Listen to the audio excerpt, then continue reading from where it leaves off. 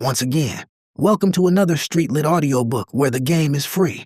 All you gotta do is pay attention, subscribe, and let me know where you're from. Paper plate. When you eat, dispose the plate.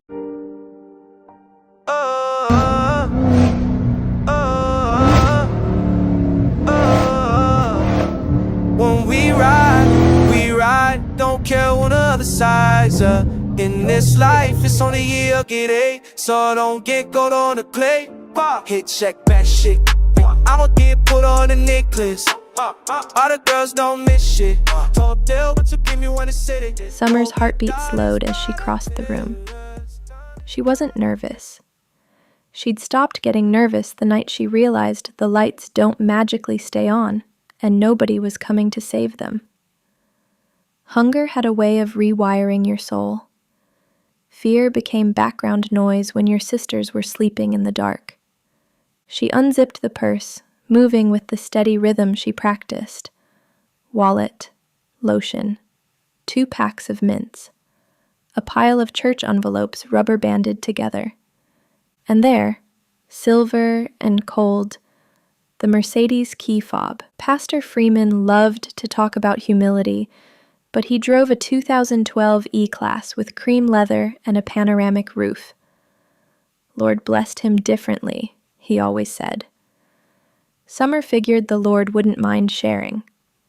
She slid the key into her bra, zipped the purse, and placed it exactly where she found it. No fingerprints, no rush. She checked her reflection in the dusty choir room mirror. Edges swooped, uniform collar neat, a look of innocence that wasn't innocence at all. Then she walked out, down the hallway, past the bulletin board, past the ushers still laughing about nothing. Nobody asked her where she was going. Nobody stopped her. She was invisible, the gift and curse of a girl raising herself. Outside, the parking lot glowed under yellow streetlights. Humid air stuck to her skin. Crickets buzzing. People drifting toward their cars. She spotted it immediately. The E350 silver dealership plate frame still on, clean like it had never seen struggle. Across the street, Keon sat in his mama's beat-up gray Altima, leaning back so low only the brim of his fitted showed. His gold chain caught the light every time he moved. He watched her like a getaway driver born for this moment. Summer didn't walk fast. Fast was suspicious. She moved like she had somewhere to be, but no reason to hide it. When she reached the bends, she clicked the fob. The headlights winked awake, like the car recognized her spirit. She slid into the driver's seat and inhaled the smell. Rich leather, cedar wood, somebody's vanilla perfume. For a second, Summer felt 17 years older. Like she lived in Buckhead and shopped at Lenox with money that didn't smell like crime. Then she touched the start button. The engine growled. Keon pulled out behind her, giving 2 quick flashes of his high beams. Go! Summer rolled out the lot smooth, turned onto Pryor Street, and didn't breathe again until they crossed the bridge over I-20. The city lights stretched in front of her like a promise made in neon. The further Summer drove from the church, the more she felt her real self settle back into her bones. The girl in the school uniform disappeared. The thief, the survivor, the protector came forward, quiet, sharper than a box cutter, already thinking 3 moves ahead. This wasn't just a car. It was a power bill. It was groceries. It was Harmony's asthma medicine. It was Melody's shoes that didn't have talking soles. Summer had learned early. The world didn't hand you plates. You stole them, washed them, used them until they cracked. She merged onto Campbellton Road, watching Keon's headlights follow in the rear view, steady and close. He had that effect, steady and close. A boy who should have been a statistic, but somehow glided through Atlanta streets like they were paved for him. They reached the chop shop behind a boarded-up liquor store that had been selling expired malt liquor since before she was born. The lot sat dark except for a single buzzing floodlight that made everything look like a crime scene waiting to happen. Keon rolled up beside her, window down, that slow criminal smile on his face. "You did that smooth as hell, Sum." Summer stepped out, tossing the fob once in the air. "Light work." He caught it, laughing low. "Pastor gon' think God testing him when he see that empty parking space. He gon' say it's the devil. That too." The garage door cracked open, and Smoke, the blood who ran the chop, peeked his head out. He was tall, bald, and built like he bench-pressed lies. A red rag hung from his pocket, glinting under the light. He squinted at the bends. "Y'all brought me something clean tonight." Summer nodded. 3 bands. Cash, like always. Smoke sucked his teeth. "E-class? This ain't no 3-band job." Summer stepped forward, chin high. "It is tonight." Smoke stared at her too long. Long enough for disrespect to crawl into the space between them. Keon shifted, hand grazing the grip on his waistband. Smoke noticed, and smiled like he had just learned something important. "Aight then," he said. 3 bands, counted clean. The garage swallowed the bends, and the sound of tools started immediately. Wrenches clanking, metal groaning. Once Smoke handed them the Crown Royal bag stuffed with rubber-banded money, Summer didn't bother checking it. Smoke valued his teeth too much to short her. She and Keon walked back toward the Altima, the humidity thick like it was trying to slow their stride. Keon nudged her with his shoulder. "You know Mama need 50 for rent. That 500 gon' help." Summer looked at him sideways. "I ain't giving you 500 for your mama. I'm giving you 500 'cause you helped." Keon grinned. Same difference. Summer smirked. He wasn't wrong. Inside the car, Keon tossed the Crown Royal bag into her lap. "You gon' count it?" "No point. Smoke know the rules." He nodded, turning the key. "Where to?" "Power company, before they close." Keon raised an eyebrow. "You serious? Tonight? You want Harmony having another asthma attack in a hot apartment?" He stopped talking. Summer directed him to Metropolitan Parkway, where the Georgia Power Payment Center sat behind bulletproof glass, thick enough to stop a tank shell. The fluorescent lights inside gave everything a sickly glow. It looked less like a utility office and more like a low-budget ATM lobby. Summer walked in alone. The cashier looked tired, unimpressed, and ready to clock out. Summer slid the bills under the glass. "Name on the account?" the woman asked, monotone. "Day, Latrice Day." The woman typed, clacked, frowned. "Balance is $8.79, past due, cutoff scheduled for tomorrow. Pay it all." The cashier blinked. "You sure?" Summer didn't answer. She just stared. The woman took the cash, fed it into the counter, and stamped the receipt. "This restores service immediately." Summer folded the receipt and slid it into her bra next to the Mercedes keys she no longer needed. Good. She walked out into the night with the calm of someone who had saved a life without touching a pulse. Keon watched her from the car, eyes soft. "How much left?" $2,600. "You gon' keep it? For the house, and food, and the girls." Keon nodded slowly, then put the car in drive.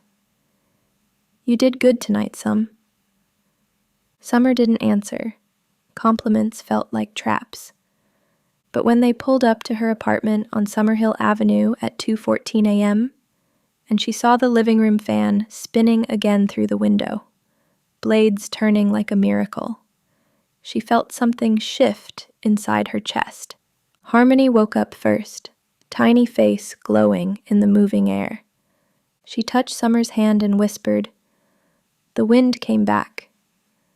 Summer closed her eyes. This was the real payment. This was the real Benz. This was the first plate she'd ever stolen, and it held. Summer didn't sleep that night. The fan hummed steady above the living room, blades chopping the air like they were working overtime to make up for all the nights they'd been still. Harmony and Melody slept curled together on the pallet, limbs tangled, breathing slow and even. For the first time in weeks, neither one coughed. Neither one whimpered from heat or hunger or bad dreams. Mama was still in the bedroom. Summer stood in the doorway, arms crossed, watching the rise and fall of her chest. The needle lay on the nightstand now, empty, like it had done its job and clocked out. Mama's mouth hung open slightly, drool drying at the corner. She looked peaceful in a way that pissed Summer off. Peace cost money.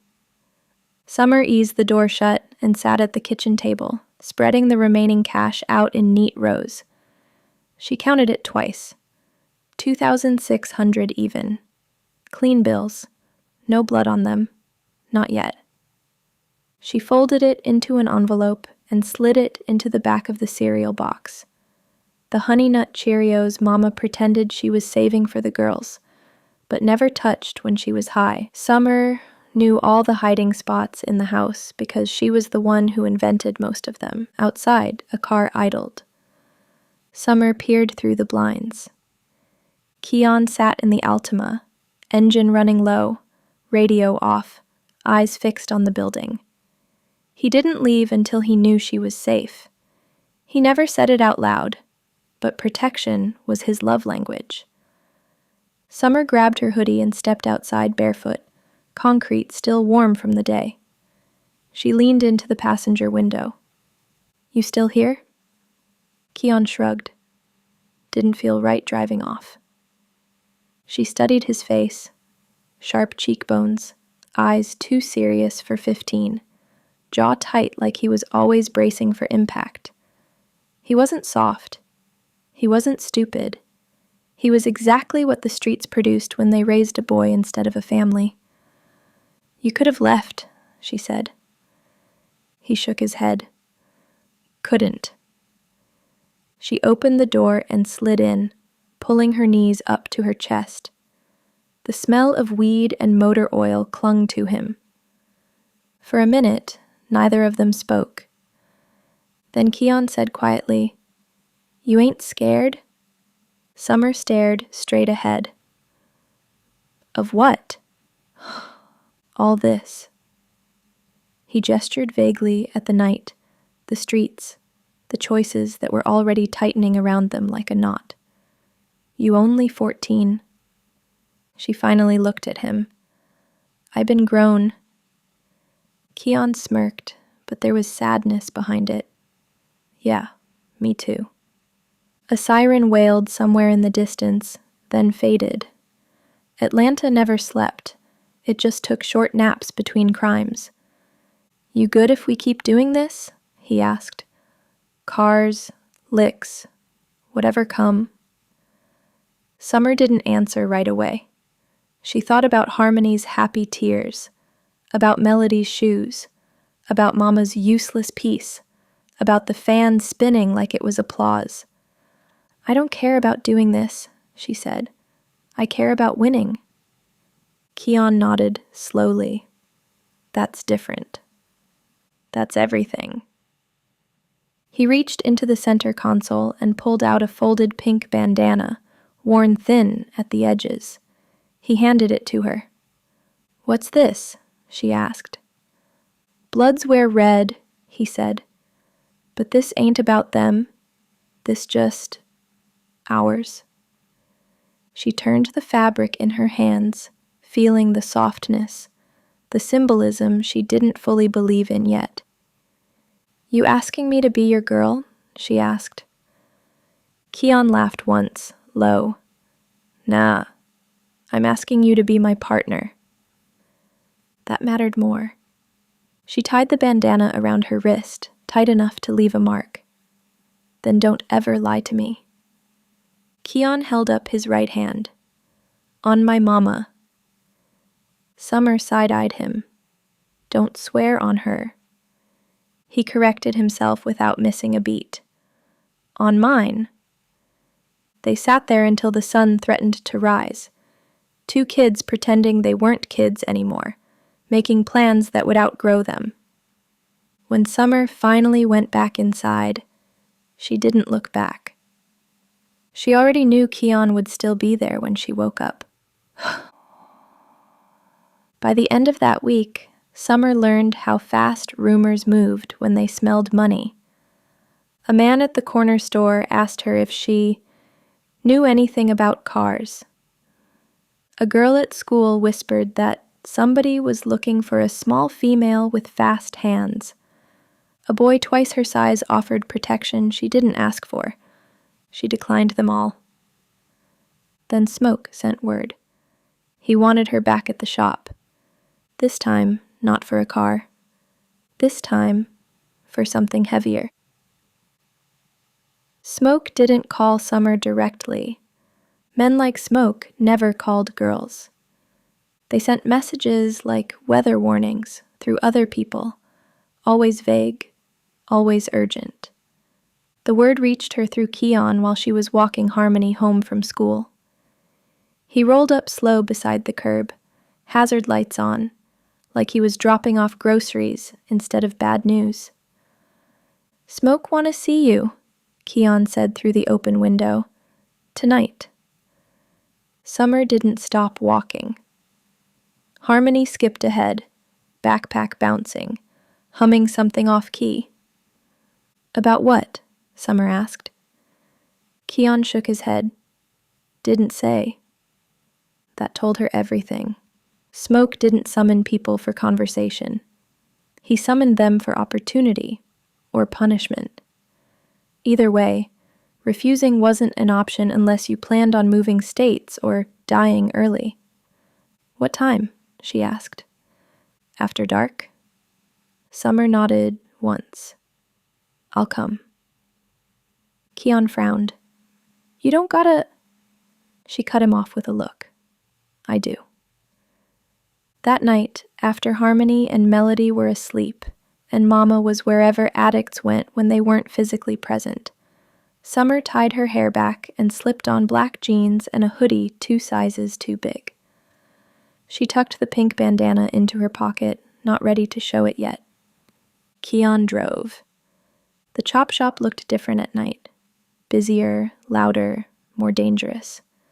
Cars sat half alive under the floodlights, doors missing, engines exposed like ribs. Men moved in shadows, weapons visible but casual, like accessories. Smoke stood near the back, counting money with a younger blood who looked barely older than Summer. He waved Keon off when he saw her. This just me and her, Smoke said. Keon hesitated. Summer touched his arm once. I got this. Smoke watched the exchange with interest. Girl got heart, he said as Keon walked away. That dangerous and valuable. He led her into a small office behind the garage. Bare walls, metal desk, 2 folding chairs. A gun sat on the desk, not aimed, not hidden, just present. Smoke sat. Summer stayed standing. You ever wonder why I let you walk off with that Benz for 3 bands? He asked. Because you got paid, she said. He smiled, slow. Nah, because you ain't greedy. She didn't blink. I took what I needed. That's worse than greedy, Smoke said. That's disciplined. He leaned back. I got some people who need things moved. Quiet, fast, no faces. You good at that. Summer crossed her arms. I don't sell drugs. Smoke laughed. Baby, everybody sell drugs. Some just don't touch 'em. He slid a phone across the desk. Burner. New. Car parked behind a dentist office off Cleveland Avenue.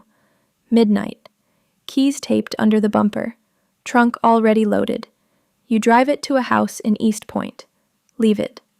Walk away. What's in the trunk? She asked. Money? How much? Enough to change how you live. Summer studied the phone. And if I say no? Smoke shrugged. Then I say you good at cars and that's all you'll ever be. Somebody else do it. Somebody sloppier. Somebody who get caught. She picked up the phone. What if I get pulled over? You won't. What if the cops already watching? They ain't. And if they are? Smoke leaned forward, eyes cold. Then you keep your mouth shut and I take care of harmony and melody. That landed like a punch. Summer felt something old and violent rise up in her chest. Not fear, not anger. Resolve. She slid the phone into her pocket. One time. Smoke nodded. That's what everybody say. Tot. Midnight came quick. The car was a black Impala. Clean, stock, invisible. Summer slid behind the wheel and felt the weight of it immediately. Not the money, but the responsibility. This wasn't stealing something to sell. This was delivering someone else's power. She drove steady, obeyed every traffic law, turned down the radio, didn't speed even when her palms sweated. The house in East Point was dark, quiet, middle class. She backed into the driveway, popped the trunk, and froze. Duffel bags, 4 of them, thick, heavy. She didn't open them. She closed the trunk and walked away. No sirens, no shadows, no drama. When she got home, her phone buzzed. Unknown. Good work. You just earned your second plate. Summer stared at the message, then at Harmony and Melody asleep, then at Mama's closed door. She understood something then, something simple and terrifying. The streets weren't asking her to survive anymore. They were offering her a career. Summer woke before sunrise, heart still moving faster than the ceiling fan. The house felt different now, like it knew something had changed, like it was waiting to see who she'd be when she stepped into the day. She washed her face at the sink, staring at herself in the cracked mirror. Same eyes, same mouth. But there was a new stillness behind them, a kind of quiet that only came after crossing a line and realizing it didn't move. She poured cereal for Harmony and Melody, cut up an apple, poured milk that hadn't spoiled because the fridge was finally cold. Harmony shuffled in, rubbing her eyes. You working today? Harmony asked, 6 years old and already fluent in worry. Summer smiled. Every day. Harmony nodded, like that made sense. Mama didn't come out of the room. Summer didn't knock. By 9 a.m., her phone buzzed again. Unknown. You free this afternoon? Summer didn't reply right away.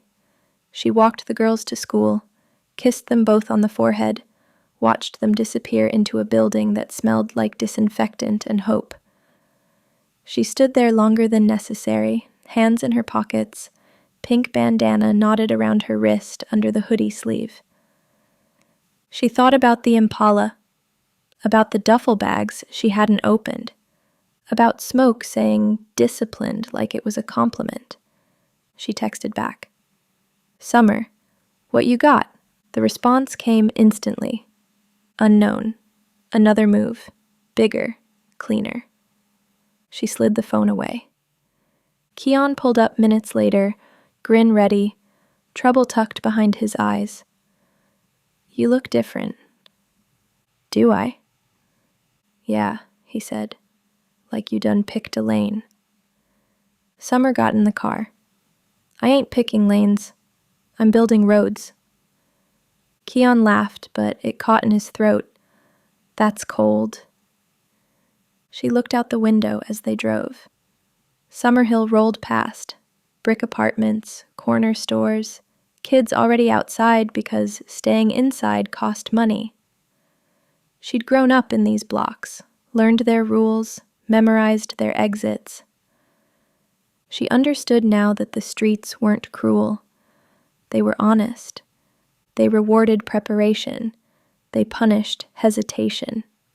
At the chop shop, Smoke nodded when he saw her. No smile, no welcome. Just acknowledgement, like she'd passed an exam nobody told her she was taking. You ready to work? He asked. Summer didn't hesitate. I've been ready. He slid a folded piece of paper across the desk. Addresses, times, names she didn't recognize yet. This ain't charity, Smoke said. This ain't luck. This is business. You do it right, you eat. You do it wrong, somebody else eat off you. She folded the paper and slid it into her pocket. What's my cut? Smoke studied her for a long second. Then he said, Enough. That was the answer. That night, Summer lay in bed listening to the fan, the city humming through the cracked window. She tied the pink bandana tighter around her wrist and closed her eyes. She didn't pray. She made a promise. I will never beg again. I will never wait for permission. I will never let the lights go out. Somewhere in Atlanta, another car got stolen.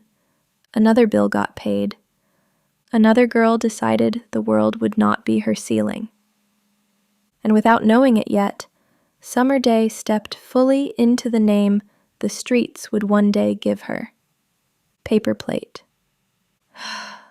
Paper Plate. Chapter 2. The Education, 2014 to 2016. Atlanta, Southside to Buckhead. Ut. By 15, Summer Day had hands, not soft hands, not shaking hands.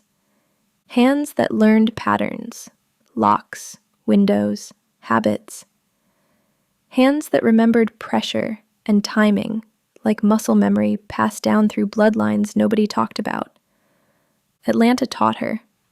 It taught her in parking garages that smelled like piss and polish, in valet lanes where keys hung like fruit, in gated driveways where cameras blinked red but never looked twice at a girl walking with purpose. She learned that confidence was camouflage. If you walked like you belonged, people assumed you did. Her first winter running real cars, she stole a Dodge Charger Hellcat from Lenox Square at 3 p.m, while the owner was upstairs buying sneakers he didn't need. She wore scrubs and a lanyard. Car unlocked, keys in the cup holder. People trusted uniforms more than God. 8 seconds. That became the number. 8 seconds from touch to ignition. Keon timed her once with his phone. She popped the lock, slid in, started the engine, and pulled out while he was still counting. 7.8, he said, breathless. You not human? Summer shrugged. I just pay attention. They sold that Hellcat for $9,000 cash and a ½ ounce of raw that Smoke said was extra. Summer gave the dope back. I don't want it, she said. Smoke laughed. Everybody want it. Everybody ain't me. That was the first time Smoke looked at her like she might be dangerous. Hund. 2015 came fast. By then, summer had rules. No kids in the car, no stealing from hospitals, no hitting the same area twice in 1 week, no joyrides, no bragging. Most important rule: never fall in love with the money. Money loved you back only until it didn't. They moved up the map. Cascade first, then Midtown, then Buckhead, where the cars got stupid expensive and the owners stupid careless. Trackhawks, G-Wagons, Range Rovers with white interiors that screamed, "I've never been poor." They took one Lamborghini Urus from a Falcons player's driveway in Sandy Springs, while his security detail sat inside watching SportsCenter. The gates were open. The camera system was old. Summer slid under the blind spot like she'd been born there. 30,000 cash for that one. Smoke didn't touch the wheel on that deal. A different crew handled export. Summer didn't ask where it went. She didn't need to. Money was money, wherever it landed. Keon became the wheelman everybody wanted. Smooth, patient, allergic to panic. He learned routes the way some boys learned video games. Knew which streets flooded when it rained, which lights stayed red longest, which cops were lazy after midnight. They stopped riding in the Altima, moved to stolen cars only, switched them every 2 days, cleaned prints like rituals. Summer drilled it into him. We don't get lazy. They never got caught. That scared people more than arrests. By 16, Summer had a reputation she never spoke aloud. Men called her Shorty. Women called her that girl. Cops didn't call her anything, yet. She stayed in school just enough to keep DFS off her back. Grades average, attendance good. Teachers thought she was quiet and tired. Guidance counselors assumed trauma and moved on. She liked it that way. At night, she studied YouTube videos of European lock mechanisms and factory alarm bypasses. She practiced on junked doors Smoke let her keep behind the shop. She made mistakes in private so she didn't make them in public. This was her education. No diploma, no graduation. Just skill stacked on skill. The violence came sideways. Not with guns at first. With rumors. Somebody whispered that Summer and Keon were supplying, that cars they stole were being used in shootings, drive-bys on the west side, burned-out shells left behind like punctuation marks. Summer confronted Smoke. "I don't do murder," she said. Smoke didn't deny it. "You do transportation." "That ain't the same." Smoke looked at her long. "You drive a knife to a man, you ain't stab him, but he's still bleeding." Summer didn't like that answer, but she didn't stop stealing cars. That was the compromise. Kyung. Money came in steady now. 5 here, 8 there, 10 if it was clean and fast. Rent stayed paid. Mama went to rehab twice and relapsed twice. Summer stopped believing in timelines and started believing in contingencies. She put cash away in places nobody knew existed. Shoe boxes inside walls. Ziplocs buried under a tree behind the building. A prepaid card with a fake name. She learned that security wasn't safety. It was preparation. Keon watched her change. "You don't smile no more," he said one night, parked under an overpass while rain turned the city into static. Summer stared ahead. "I smile when it's time." "When that be?" "When I'm done." Keon laughed. "Done what?" She didn't answer, because she didn't know yet. By the end of 2016, Summer understood the truth most people died before learning. Small money keeps you alive. Big money changes who wants you dead. And she was tired of small money.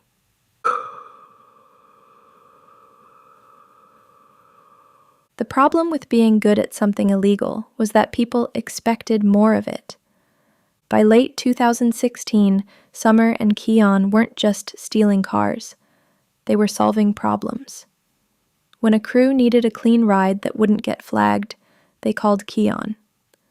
When someone needed a lock popped without alarms singing like church choirs, they asked for Summer by name.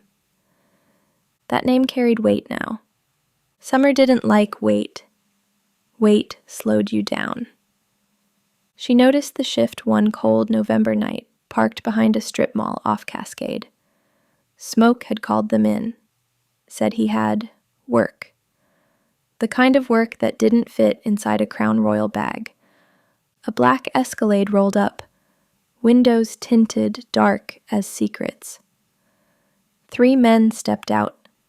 None of them smiled. Smoke did the introductions quick, like he didn't want anybody getting comfortable. "This summer," he said, "she the hands." One of the men, a thick-necked dude with a scar splitting his eyebrow, looked her up and down. "She a kid." "She a professional," Smoke replied. Summer didn't speak. She let silence work. Scarbrow leaned closer. "You ever jack a moving vehicle?" Keon stiffened. Summer answered. "Depends on the vehicle." Scarbrow laughed once. "See? I like her." The job was simple on paper. Intercept a Range Rover leaving a valet circle in Buckhead, driver still inside. Box it in. Swap drivers. Gone in 30 seconds. Summer shook her head. "That's a carjacking." Scarbrow shrugged. "Everything a carjacking if you think too hard." "I don't touch drivers," Summer said. Scarbrow's smile faded. "You touch money." Summer met his stare. "I touch locks." The tension sat thick. Smoke cleared his throat. "We can modify. Empty vehicle. Timing window." Scarbrow exhaled. "Fine. But next time." "There won't be a next time," Summer said calmly. Keon stared at her like she'd just slapped God. Scarbrow studied her, then nodded slowly. "You gon' be a problem." She shrugged. "Only for people who don't listen."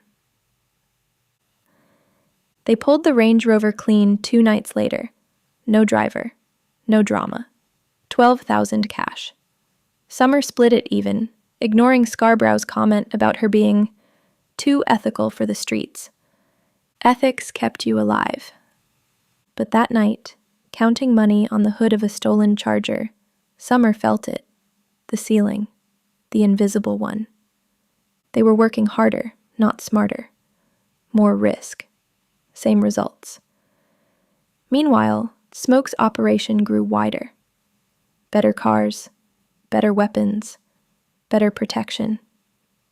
She wasn't naive. She knew where the extra money came from. "You ever notice we always at the bottom of the food chain?" she asked Keon as dawn broke pink over the city. Keon frowned. "We doing better than most." "Better ain't best," she said, "and it ain't free." He wiped his hands on his jeans. "What you saying?" "I'm saying we take all the risk so somebody else can eat steak." Keon smirked. "You hungry?" She looked at him. "I'm starving." The call came 2 weeks later. Not from Smoke. From a woman. Summer answered the burner, expecting Smoke's gravel voice. Instead, she got something smooth. Controlled. Southern without being soft. "You Summer Day?" the woman asked.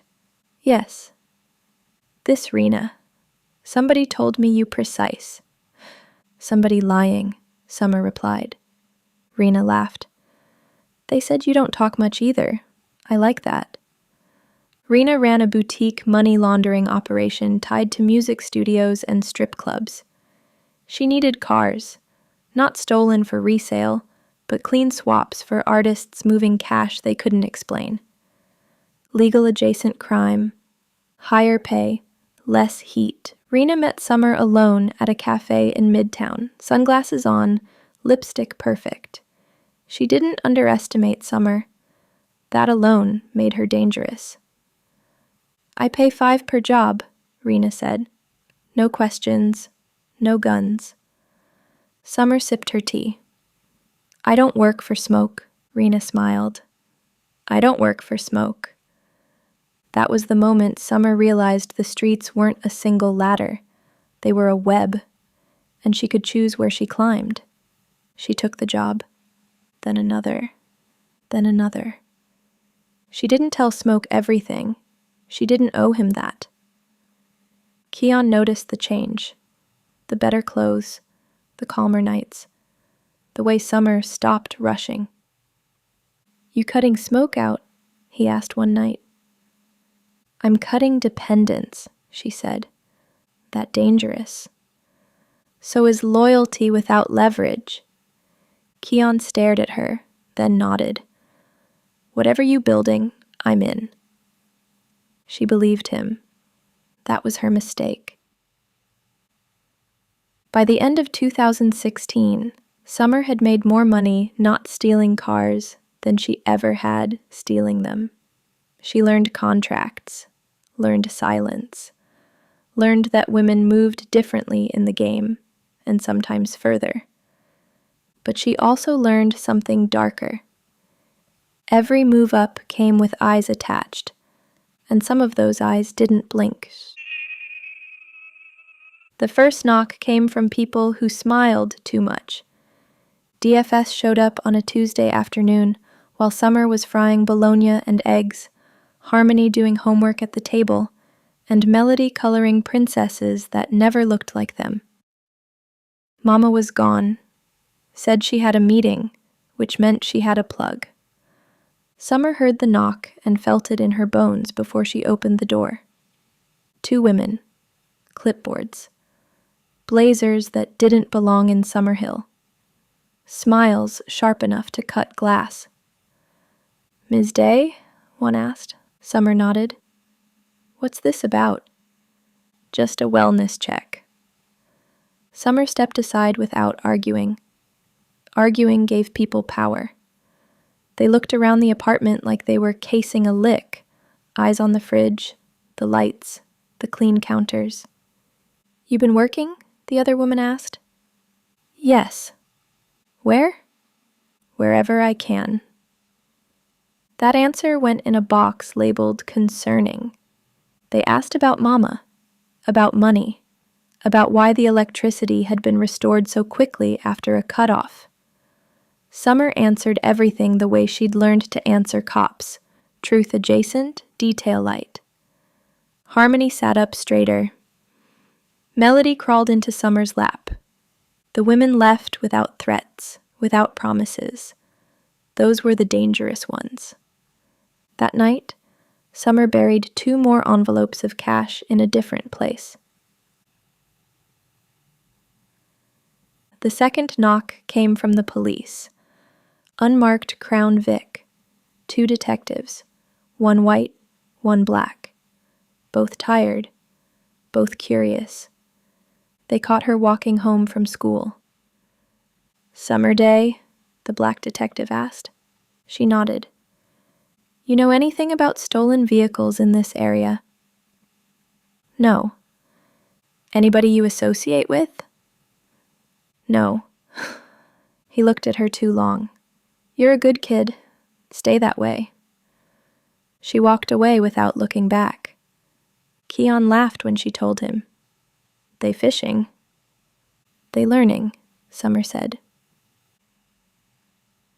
The third knock came from Smoke. He didn't knock on doors. He pulled up beside her one evening while she waited for Keon outside the apartments. "You getting busy without me?" Smoke said casually, leaning out his truck window. Summer didn't flinch. I get busy. That boutique lady, he continued. Rena. Summer stayed quiet. Smoke smiled thin. You moving smarter than I thought. That a problem? He considered. Only if you forget who showed you the door. Summer met his eyes. I ain't forget. I just learned there are more rooms in the house. Silence stretched. Smoke finally nodded. Just remember, houses catch fire easy. Then he drove off. Keon exhaled when Smoke disappeared. You poking bears now? Summer shrugged. Bears sleep until winter over. Ooh. The real trouble came on a Friday night when the city felt jumpy. Sirens closer, helicopters low, air thick with something unnamed. They were boosting a charger from a mid-level condo garage near Midtown. Easy job, in and out. Summer popped the lock. The alarm didn't scream, it whispered. She felt it immediately. The delay, the lag. Wrong system. Abort, she hissed. Too late. Garage lights flared bright. A voice boomed from a speaker. Step away from the vehicle. Keon slammed the car into reverse before the words finished echoing. Tires screamed. They shot out of the garage, heartbeats sinking to the sirens that bloomed behind them. They lost the cops, but barely. Parked under an overpass, Keon's hands shook for the first time in 2 years. That was close, he said. Summer stared at the concrete wall. That wasn't random. What you mean? I mean, somebody watching patterns. Keon swallowed. Smoke? Or police? Or both? She leaned back, eyes closed. Education cost. We just paid tuition. Test. By the end of 2016, Summer stopped doing volume. Fewer jobs, bigger returns, cleaner exits. She shifted her money through Rena's boutiques, learned shell companies, learned paperwork could be a weapon if you knew how to use it. She also started training. Not with guns, yet. With women. Girls from Bankhead. The Bluff. Mechanicsville. One's overlooked. One's angry. One's careful. She taught them how to move without being seen, how to count, how to leave no emotional fingerprints. Keon noticed the meetings, the whispers. You starting a crew? He asked. I'm starting insurance, she said. He laughed nervously. Against who?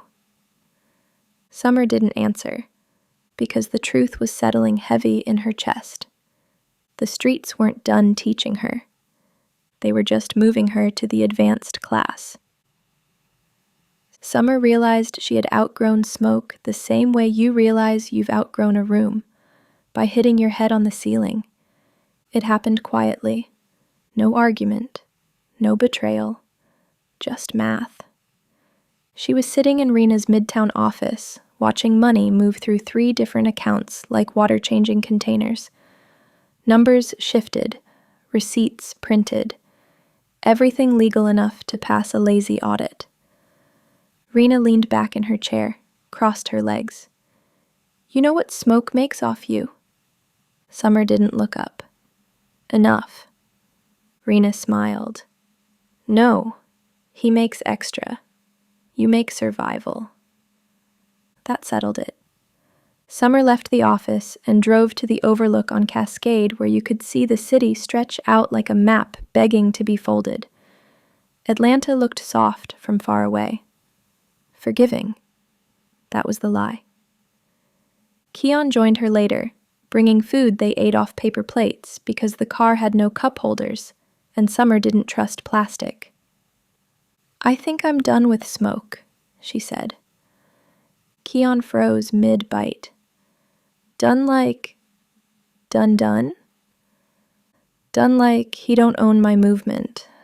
Keon frowned. He ain't going like that. I ain't asking him to. He studied her face. What you building? She took a breath. Something quieter, smarter, safer. Safer than smoke. Safer than men. That got his attention. 8. The idea didn't come all at once. It came in pieces.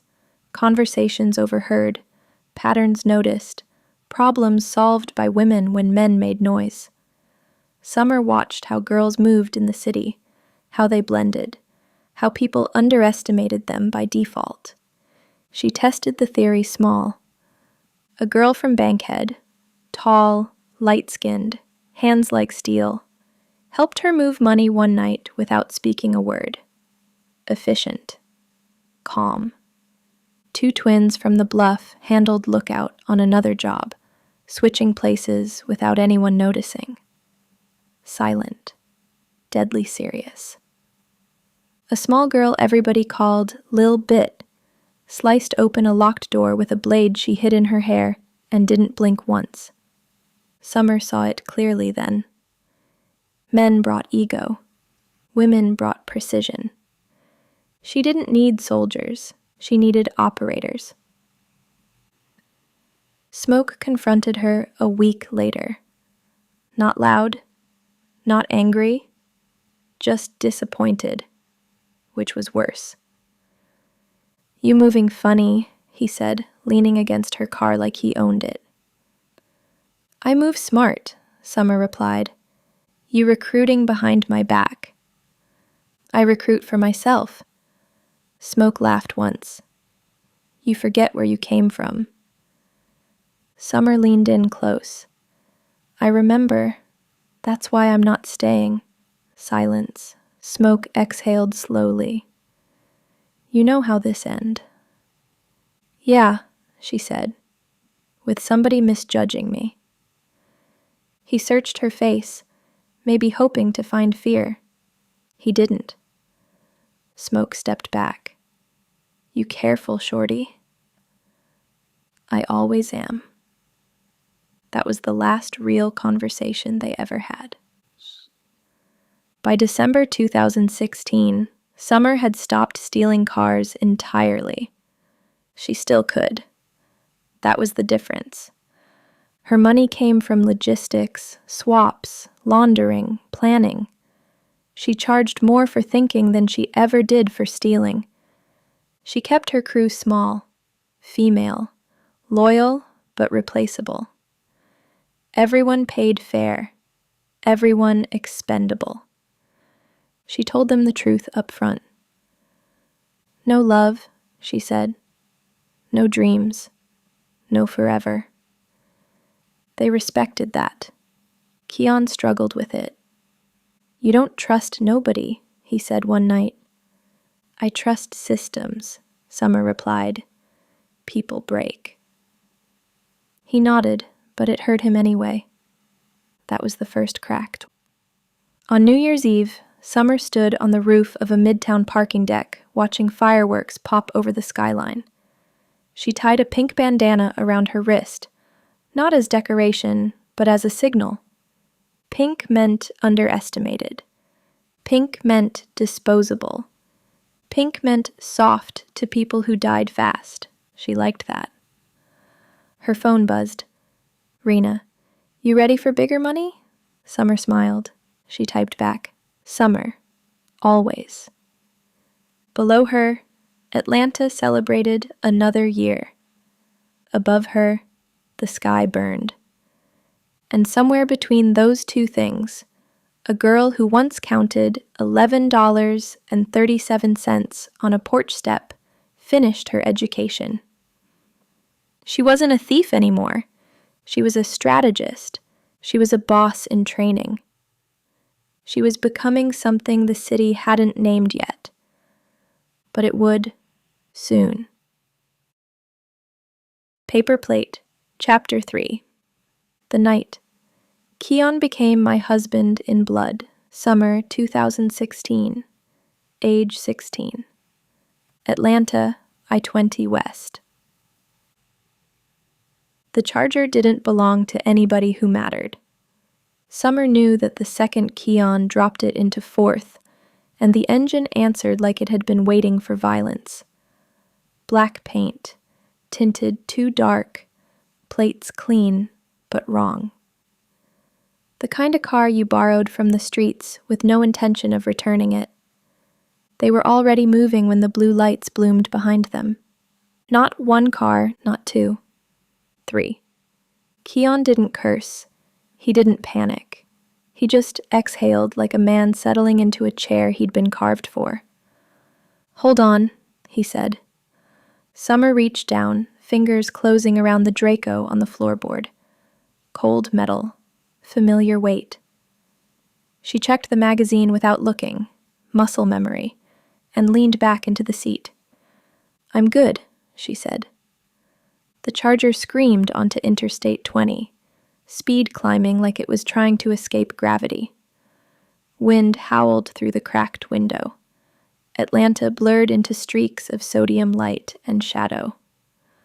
120, 130, 140.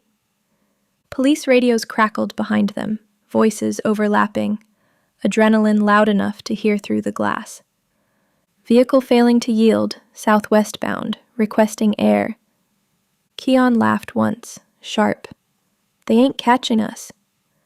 Summer watched the mirrors, calculated angles, distance, exit ramps. She felt calm, the kind that only came when the world narrowed to exactly what mattered. "Left lane," she said, then right. He obeyed without question. They weaved through traffic like water finding cracks. A minivan swerved. A pickup honked. Somebody prayed. The Charger didn't care. A cruiser tried to box them in. Keon cut the wheel, kissed the shoulder, sparks screaming as the undercarriage scraped concrete. Summer leaned out just enough to show the Draco. Not to fire, just to be seen. The cruiser backed off. Fear was a language everyone spoke. A helicopter thumped overhead, spotlight slicing the darkness like God's own accusation. Keon glanced at her, sweat slick on his temple, eyes alive in a way she'd never seen.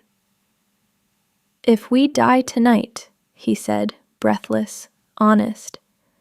"You know you my wife, right?" Summer didn't laugh. She racked the slide, the sound loud as punctuation. "Then drive faster, husband." He did. "Who's that?" They took the Cascade exit wrong on purpose, then right again through a maze of side streets Keon knew from childhood. Roads built for escape, not arrival. The projects rose up around them, buildings stacked like secrets, alleyways breathing heat. Keon cut the lights. The world went black. They rolled, silent now, engine whispering. Sirens overshot. The helicopter drifted, confused. They ditched the Charger behind a boarded daycare and ran. Fences scraped skin. Shoes slapped concrete. Summer felt the burn in her lungs and welcomed it. Proof she was alive. Proof she wasn't finished. They cut through a backyard, then another, then ducked behind a church's chicken where grease and old prayers clung to the walls. The helicopter circled, spotlight passing over them like a careless god. Keon pinned her to the brick, both of them breathing hard, laughter bubbling up because the body didn't know how else to release it. "You crazy," he whispered. She kissed him to shut him up. It wasn't soft. It wasn't slow. It was survival wearing a mouth. Sirens faded. Helicopters moved on. The world decided to let them live. They stayed pressed together until dawn threatened the sky. When they finally pulled apart, Summer rested her forehead against his chest.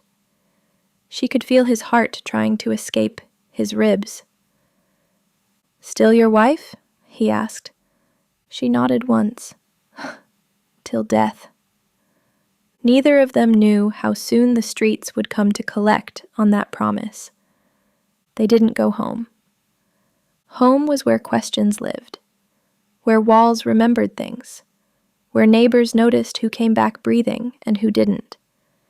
Keon led them instead through a cut between two abandoned duplexes and into a stretch of woods that swallowed sound.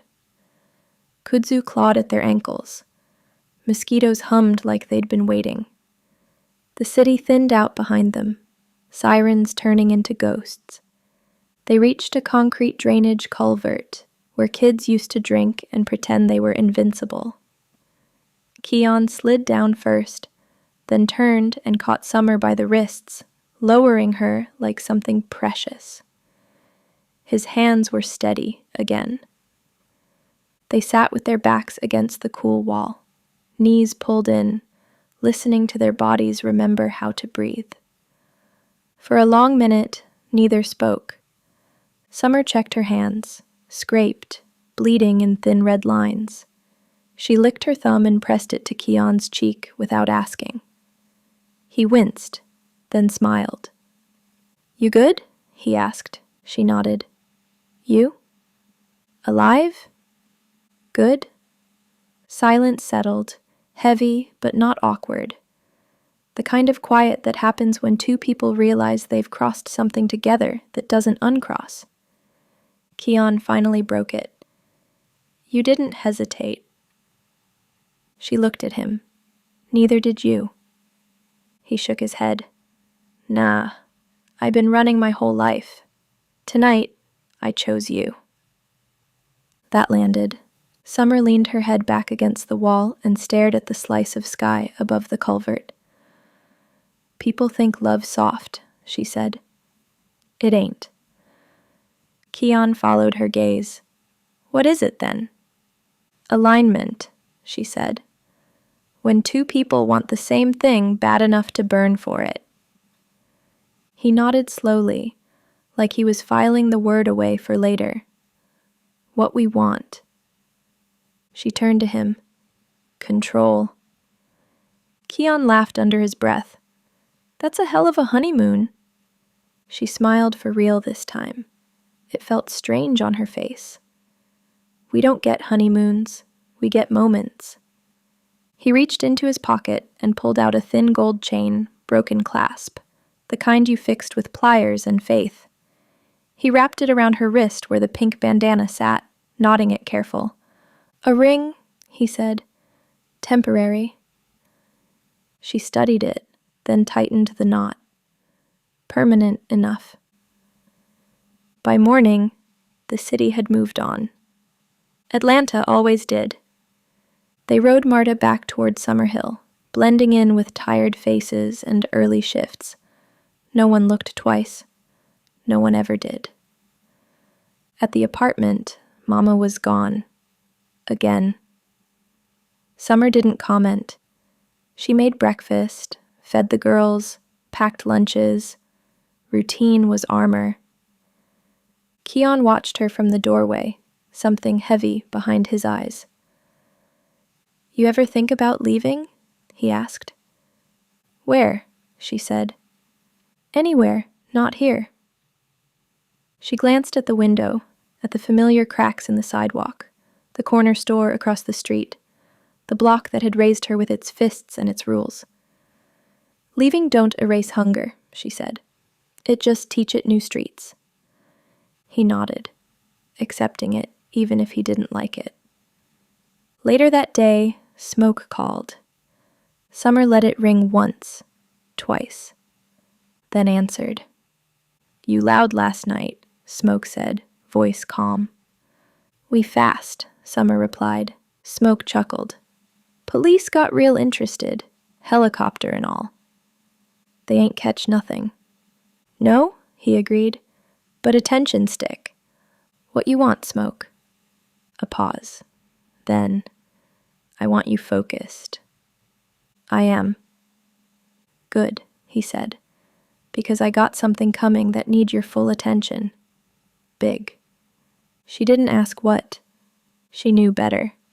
Cut. That night, Keon lay beside her on the mattress on the floor, their fingers tangled.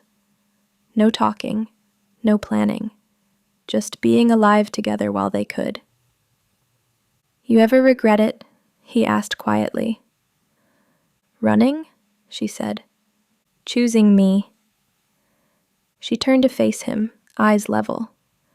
"I don't choose things I can't stand on." He swallowed. "If it get ugly—" "It will," she interrupted. "If it get deadly—" "It will," she repeated. He searched her face. "You scared?" She shook her head. "I'm committed." That scared him more than fear ever could. The next morning, Summer tied the pink bandana tighter and slid the gold chain under her sleeve. The streets noticed. They always did. Whispers followed her now. About the chase. About the girl who didn't flinch. About the boy who drove like death owed him money. Somebody started calling them husband and wife as a joke. It stuck. And somewhere deep in the city's memory, a line was drawn. Because when love and survival married each other that night on I-20, they didn't just bind two kids together. They bound the future. Paper Plate, Chapter 4. The Birth of the Pink Panthers. 2017, age 17. Atlanta, Bankhead, The Bluff, Mechanicsville. Sanit.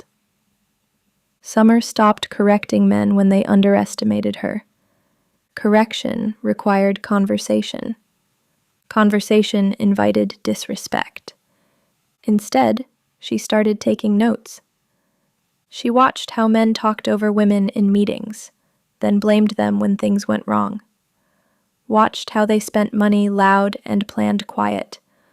Watched how ego made them sloppy and loyalty made them dangerous. She decided she didn't need either. The first woman she recruited was Rocco.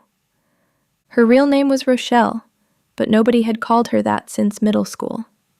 6 feet tall, light-skinned, shoulders wide enough to block doors. She worked the door at a Bankhead lounge that doubled as a money wash on slow nights. Summer noticed her because Rocco never flinched. Fights broke out weekly. Bottles flew, guns flashed. Rocco stayed still, hands open, eyes locked. When she moved, it was only to end things. Summer waited until closing. "You ever do work off the clock?" she asked. Rocco studied her like she was deciding whether to smile or snap a neck. "Depends what you calling work." "Precision," Summer said. "No noise." Rocco nodded slowly. "I don't do chaos." "Good," Summer replied. "Neither do I." They met the next night in a vacant lot behind an abandoned Piggly Wiggly. No entourage, no drinks, no flirting. Summer laid it out clean. "I don't sell drugs. I don't run mouths. I don't keep dead weight. You get paid fair. You get cut loose faster than you get brought in." Rocco cracked her knuckles. "What you need?" "Discipline," Summer said, "and silence." Rocco smiled for the first time. "I'm in." Hunt. The twins came next. Twin and Nene. Identical down to the scar on their left eyebrows from a childhood accident nobody ever told the truth about.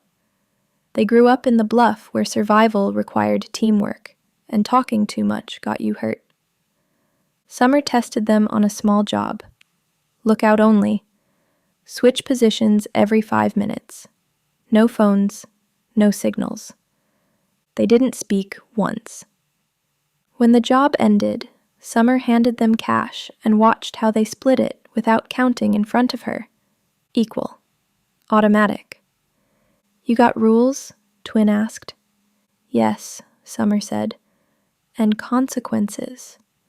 Nene nodded. That fair. Petch. Lil Bit was last. 5'2". Fast mouth. Faster blade. Known for cutting men who shorted her by $50 or less. Summer didn't like the impulsiveness, but she liked the loyalty. She corrected the impulse. First job, Summer watched Lil Bit from a distance as she got heated over a delay. Summer stepped in, hand on Lil Bit's wrist, voice low. "You react again without permission. I cut you loose," Summer said. "Next time, I cut you first." Lil Bit froze, then nodded. "No second warning," Summer added. Lil Bit never broke protocol again. By summer 2017, the crew was set. 5 women. No men, no titles, no emotions. Summer called them together in an empty nail salon on Campbellton Road. Chairs stacked, mirrors cracked, smell of acetone and ambition. "We not a gang," Summer said. "We a unit." Rocco leaned against the wall. "What we called?" Summer looked down at the pink bandana wrapped around her wrist, the one people laughed at until they didn't. "Paper plates," she said, "because we disposable to everybody else, and we eat anyway." Twin smirked. Cold. "Rules," Summer continued. 1. Loyalty or a body bag. No in between. 2. After the money come in, everybody disposable, including me. 3. Nobody bigger than the mission. Silence followed. Then Rocco nodded. "I'd follow that." So did the rest. Keon watched from the outside. He didn't complain. He didn't ask to join. He understood. This wasn't about gender. It was about control. "You cutting me out?" he asked one night. "I'm cutting risk," Summer replied. "You still mine." He accepted that, for now. The Pink Panthers moved different. They wore pink like a joke. Masks, gloves, drums. No one took them seriously until the damage was done. First job, armored car drop logistics. Second, stash house relocation. Third, silent robbery with no shots fired and no cameras left alive. Word spread. Women started asking questions. Men started whispering. And Summer finally felt it. Not hunger. Authority. The call came from a man who thought women were decorations. That's how Summer knew it was real work. He ran a mid-level stash out of a ranch-style house off Campbellton. Nothing flashy, nothing small. Enough weight to matter. Enough cash to draw envy. He wanted a relocation after a neighbor's Ring camera started acting funny. He laughed on the phone. "Y'all girls careful now. Don't mess up my operation."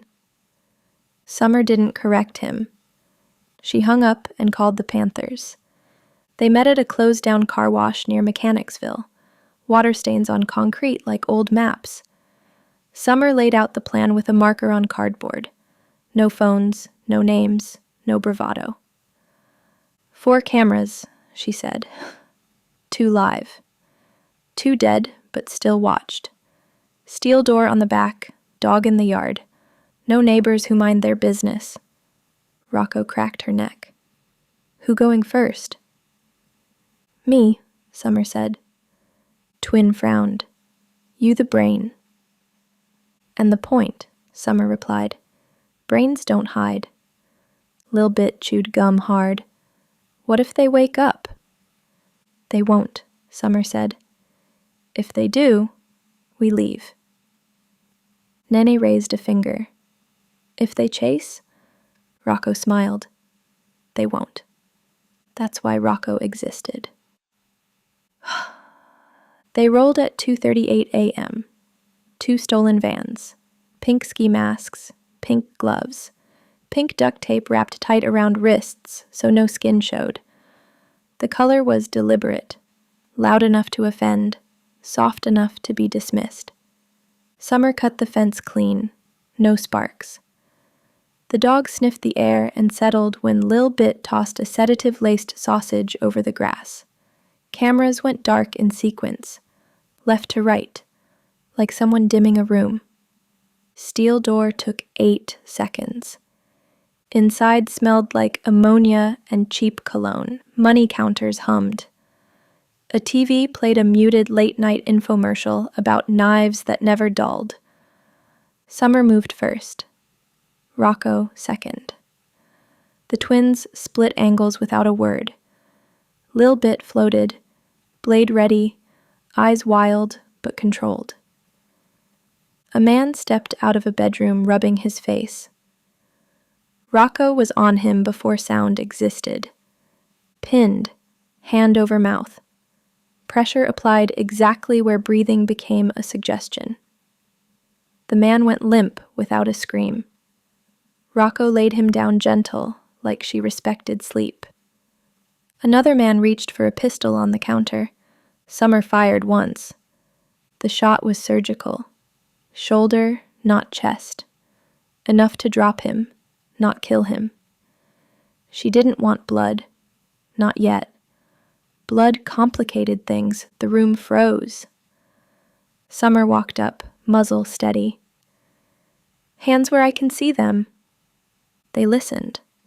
They always did when a girl told them how it was going to go. They cleared the house in 90 seconds. Cash in duffels. Weight moved into crates. No arguing. No greed. Summer checked every room herself. Bathrooms, closets, attic crawl space. She trusted systems, not assumptions. On the way out, Lil Bit paused by the TV. Summer shook her head once. Lil Bit clicked it off anyway. Silence followed them out like respect. Home. The man who hired them met Summer alone the next day, sweating through his shirt, trying to laugh off the tremor in his hands. "You girls efficient," he said. "Didn't think—" Summer slid a pink bandana across the table. "You ever talk about us?" she said calmly. "This all you say?" He swallowed. "Yes, ma'am." That word spread faster than any rumor. The Panthers didn't celebrate. They cleaned. They burned gloves, washed masks, rotated cars, paid out clean and even. No bonus for Rocco's strength, no penalty for Lil Bit's nerves. Equal. That was the point. Keon watched Summer pack cash into a wall panel later that night. "You shot somebody." "He breathing," Summer said. "For now." She met his eyes. "I didn't miss." He nodded, uneasy. "You didn't hesitate, either." "I don't confuse mercy with weakness," she said. "Tonight was a message." To who? To everybody. 2 weeks later, a different crew tried to run a similar move with men and guns and noise. They failed. Someone left a pink bandana on the hood of the burned-out car. Nobody ever proved who did it. Nobody ever asked Summer. By fall 2017, the Pink Panthers had a reputation that didn't need explanation. They were quiet. They were exact. They were women, and they were not to be tested. Summer stood in the empty nail salon again, counting cash, pink bandana wrapped tight. "Next level," Rocco said. Summer nodded. "Next level." She didn't know yet that the next level came with a price that never went on sale, but she felt the heat rising, and she didn't step back. Power announces itself in 2 ways: noise and silence. By late fall of 2017, Atlanta went quiet around Summer Day. Not peaceful, careful. Deals got rescheduled when a woman in pink was rumored to be nearby. Men double-checked locks they used to trust. Cameras got upgraded. Guns came out sooner. Voices lowered. The Panthers hadn't killed anyone yet. That made them worse. Fear liked mystery. The job that changed everything came from a connect who didn't laugh on the phone. No jokes, no flirting. Straight to business. He wanted a takeover. Not a relocation, not a scare. A message. Summer sat with the Panthers in the nail salon, the air thick with acetone and nerves. "This one loud," she said. "We walk in knowing somebody ain't walking out." Nobody spoke. Rocco nodded once. "Who?" "Guy running the spot shorted 2 crews and beat a girl for asking questions," Summer said. "He thinks he untouchable." Lil Bit's jaw tightened. Twin glanced at Nene. Nene glanced back. Summer continued, voice even. "We don't enjoy this. We don't rush it. We do it clean." "And after?" Twin asked. "After," Summer said, "we change how we move forever." That got their attention. Nuts. The house sat off Fulton Industrial, brick, barred windows, confidence built on intimidation. Summer had studied it for a week, counted footsteps, timed routines, learned who smoked where and when. They went in at 3:11 a.m., no mistakes, Rocco breached, Twin and Nene cleared. Lil Bit covered exits. Summer moved straight to the back bedroom. The man woke up reaching. Summer was faster. She put the gun to his forehead, cold and steady. He froze, breath stuttering. "Please," he said immediately. That told her everything. "You remember Keisha?" Summer asked. He blinked. "Who?" Summer pressed the barrel harder. "Wrong answer." She didn't shoot him in the head. She shot him in the chest. Once. The sound cracked the night open. The man fell back, blood spreading like a decision made too late. Summer stepped back, watching the life leave his eyes without triumph or regret. She felt nothing. That scared her more than anything else ever had. They left pink bandanas on the table. 4 of them, folded neat. By sunrise, everybody knew. The name spread fast this time. Pink Panthers. Somebody said it as a joke. Somebody else said it like a warning. Summer didn't correct either. They met the next night. No celebration, no drinks, just business. "We don't do this often," Summer said. "We don't get sloppy, and we don't get emotional." Lil Bit stared at the floor. What if it happened again? Summer didn't lie. "It will." Rocco spoke then.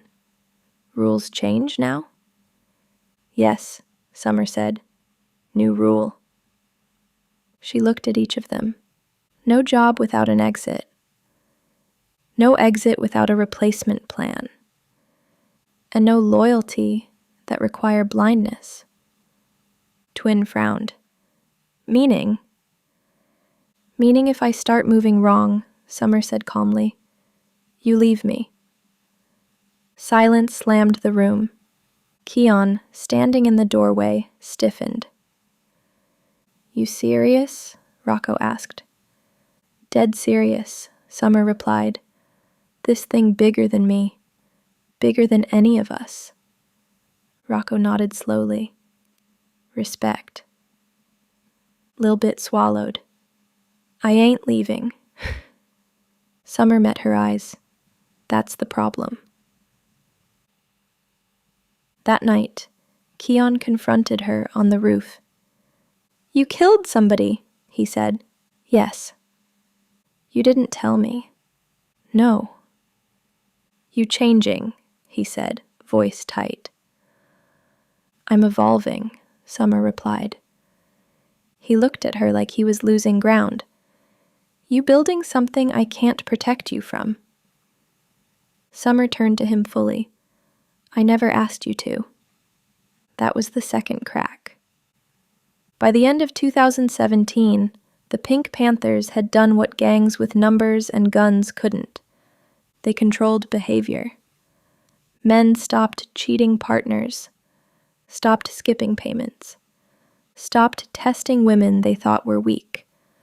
Not because of kindness, because pink meant consequences. Summer Day walked through the city like a ghost with receipts, not flashy, not loud, just present. But deep inside, something had shifted. She had crossed from survival into dominance. And dominance always attracts challengers. She didn't know yet that the streets were already lining one up, but they were. Paper Plate, Chapter 5. The Conversation That Changed Everything. January 2019. Age 19. Atlanta, Cascade Trap. Money changes the sound of a room. The Cascade Trap used to echo empty corners, bare walls, cheap furniture that squeaked under weight. Now it absorbed noise. Rugs thick enough to swallow footsteps. Leather couches that sighed when you sat down. Art on the walls that wasn't stolen, just expensive. Summer noticed the silence first. It felt settled. She didn't like that. She sat cross-legged on the floor, money spread out in front of her like a green ocean. Bands stacked, sorted, aligned. Pink bandana knotted at her wrist. Glock close, but untouched. This was her favorite part. Not the take, not the adrenaline. The count. Keon paced the room, restless, tapping ash into an ashtray that cost more than her mama's old couch. He had been like this for weeks, energized but unfocused, like a dog sensing weather before the clouds showed up. You ever think this too easy? He asked. Summer didn't look up. Easy don't exist, only familiar. He stopped pacing. We've been eating good for a minute. That's the problem. He frowned. How that a problem? Comfort dull instincts, she said. Ask anybody that died rich. Keon laughed, but it didn't land. You paranoid. I'm prepared. She snapped another band into place. Keon finally sat across from her, elbows on knees, voice dropping into something more serious. Rocco cousin came through, he said. Summer paused. Which cousin? She asked. The one up in Chambly. Work with the Mexicans. That got her attention. She leaned back slightly. Say more. Keon hesitated just long enough for Summer to notice. He say they got a spot off Buford Highway, Keon continued. Low profile, cash house, domino nights on Tuesdays, same people, same routine. Summer's eyes stayed on him now. How much? 300 in cash, he said. 20 bricks. Maybe more. Silence fell. Summer didn't react right away. She'd trained herself out of that. Big numbers were bait. Big numbers came with teeth. How light security? She asked. 4 guards. Steel door. Cameras. But nothing we ain't already beat. Summer's jaw tightened. She could see it already. Angles, timing, exits. The Panthers moving like a machine she built herself. And that scared her. She looked toward the hallway where Harmony and Melody slept. Private school uniforms hung over a chair, like proof she'd already won something. Mama was clean now. 6 months. Meetings every day. Smiling too much, but present. Lights had been on 2 years straight. This wasn't survival money. This was greed wearing opportunity's face. She went back to counting. Keon leaned forward. This the one-time thing. We hit it clean. We never got to steal another car. Never got to answer to nobody. She stopped counting. She stood. The room felt smaller. How you know? She asked quietly. Keon met her eyes. Because Rocco cousin ain't stupid. He know the risk. He wouldn't bring it if it wasn't solid. Summer turned away, pacing now. Her mind racing through consequences she couldn't fully map yet. Big money meant cartel eyes. Big money meant heat that didn't cool. Big money meant somebody always survived to tell. But it also meant something else. Finality. I wanted legit, Keon said softly. I wanted studios, distribution, no more looking over shoulders. Summer stopped pacing. She thought of the power company clerk blinking when she paid cash, of DFS clipboards, of Smoke's warning.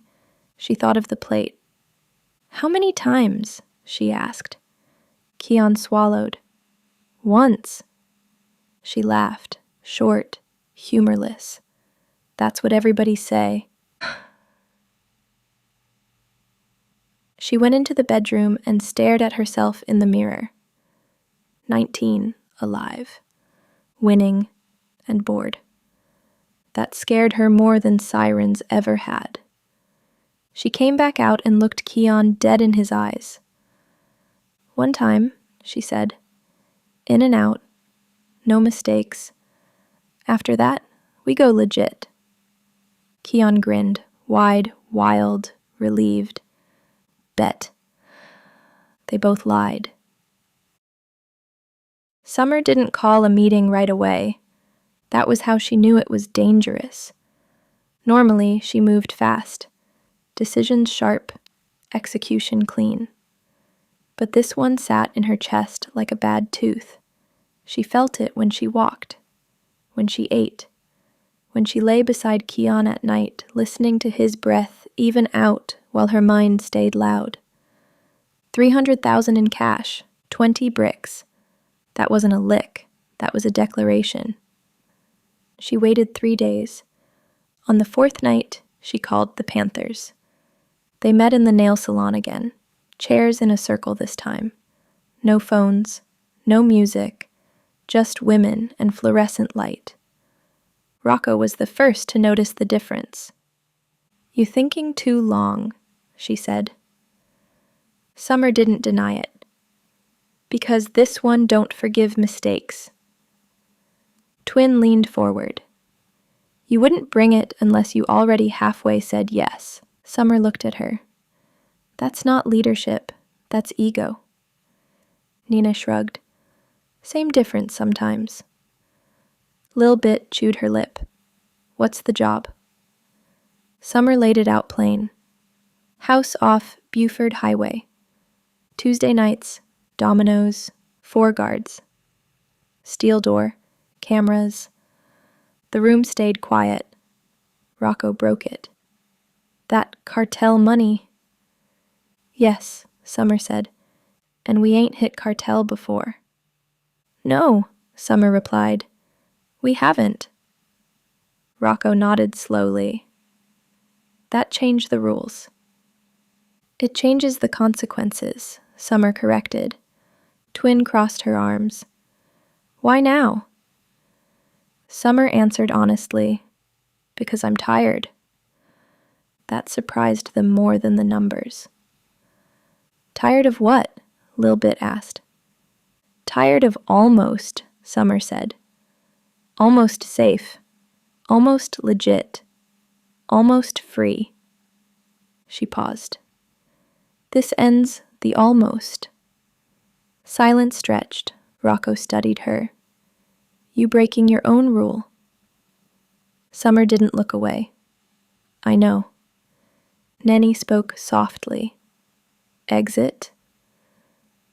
There is one, Summer said. Clean, immediate, We don't touch nothing after. Twin frowned. Cartel don't do after. I know, Summer said again. Rocco leaned back, eyes heavy. Say the real reason. Summer hesitated. Then, because if we don't take this, somebody else will. And I'd rather control the damage. That was half true. Rocco accepted it anyway. When? She asked. February 5th, Summer said. Rain forecast. Visibility low. Noise covered. Rocco nodded. Then we train for rain. To just... After the meeting, Rocco stayed behind. You sure about this? She asked. Summer exhaled. No. Then why do it? Summer looked at the pink bandana on the table. Because fear ain't stopped nothing yet. Rocco watched her a long time. You my boss, but you also my sister. Summer nodded. Then trust me. Rocco did. That was the tragedy. Hut. Keon was already celebrating. Not loud, just lighter. Talking about studio build-outs, about business managers, about getting his mama out the hood for good. He spoke like the future had already agreed to him. Summer listened and nodded and let him dream. She didn't tell him about the Panther's hesitation, didn't tell him about the pit in her stomach, didn't tell him she'd already started planning funerals in her head. Love didn't mean honesty when honesty scared people. It meant protection. The week before the lick, Summer doubled protocols, extra drills, night runs in the rain, silent reloads, camera blind spot mapping. She shot until her hands ached, then shot some more. She noticed the Panthers watching her differently now, not doubting, but measuring, like soldiers watching a general walk too close to the front line. You ain't gotta go first, Twin said one night. Yes, I do, Summer replied. If I ask y'all to risk everything, I stand where the bullets start. That shut down the argument. Hoost. The night before February 5th, Summer couldn't sleep. She stood in the doorway watching Harmony and Melody breathe. Older now. Safer. Futures already unfolding because of blood money that hadn't been spilled yet. Mama knocked softly behind her. You okay? Mama asked. Summer nodded. Just thinkin'. Mama studied her face. You look like you about to walk into fire. Summer smiled faintly. I been in fire. Mama touched her arm. Just come back. Summer didn't promise. She kissed her sisters' foreheads and went to the roof. Keon joined her, wrapping his arms around her from behind. Tomorrow, he said. Everything change? Summer stared out at the city. Yes, she said. But she wasn't sure anymore in which direction. The night before the lick felt like borrowed time. Atlanta moved slower under the rain forecast, clouds heavy and low like they were sitting on secrets. Summer sat alone in the Cascade trap, lights dimmed, gun broken down on the table in front of her. She cleaned each piece with care, hands steady, breathing even. This wasn't ritual. This was goodbye. She reassembled the Draco, racked it once, then set it aside and reached for the burner. No missed calls, no warnings, no miracles, just silence. She poured herself water, didn't touch the Henny. Clear head mattered now.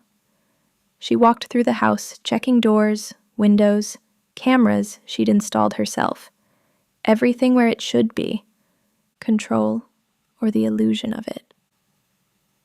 Keon came in late, rain clinging to his hoodie, excitement buzzing under his skin like caffeine. You ready? He asked. "I stay ready," Summer replied. He smiled. "After tomorrow, we different." She watched him, this boy man who had outrun police, who had stood beside her when fear tested love, who still believed in after like it was guaranteed. "You remember the first plate?" she asked suddenly. Keon laughed. "The Benz?" "The fan spinning," she said. "Harmony crying." His smile softened. "You saved us." She nodded. "That's what I was good at." "What you mean was?" he asked. Summer didn't answer. Later, when Keon fell asleep, Summer slipped out onto the roof one last time. The city glistened under streetlights, wet and alive. Somewhere off Buford Highway, men were slapping dominoes on a table, laughing, unaware the universe had already scheduled them. Summer closed her eyes.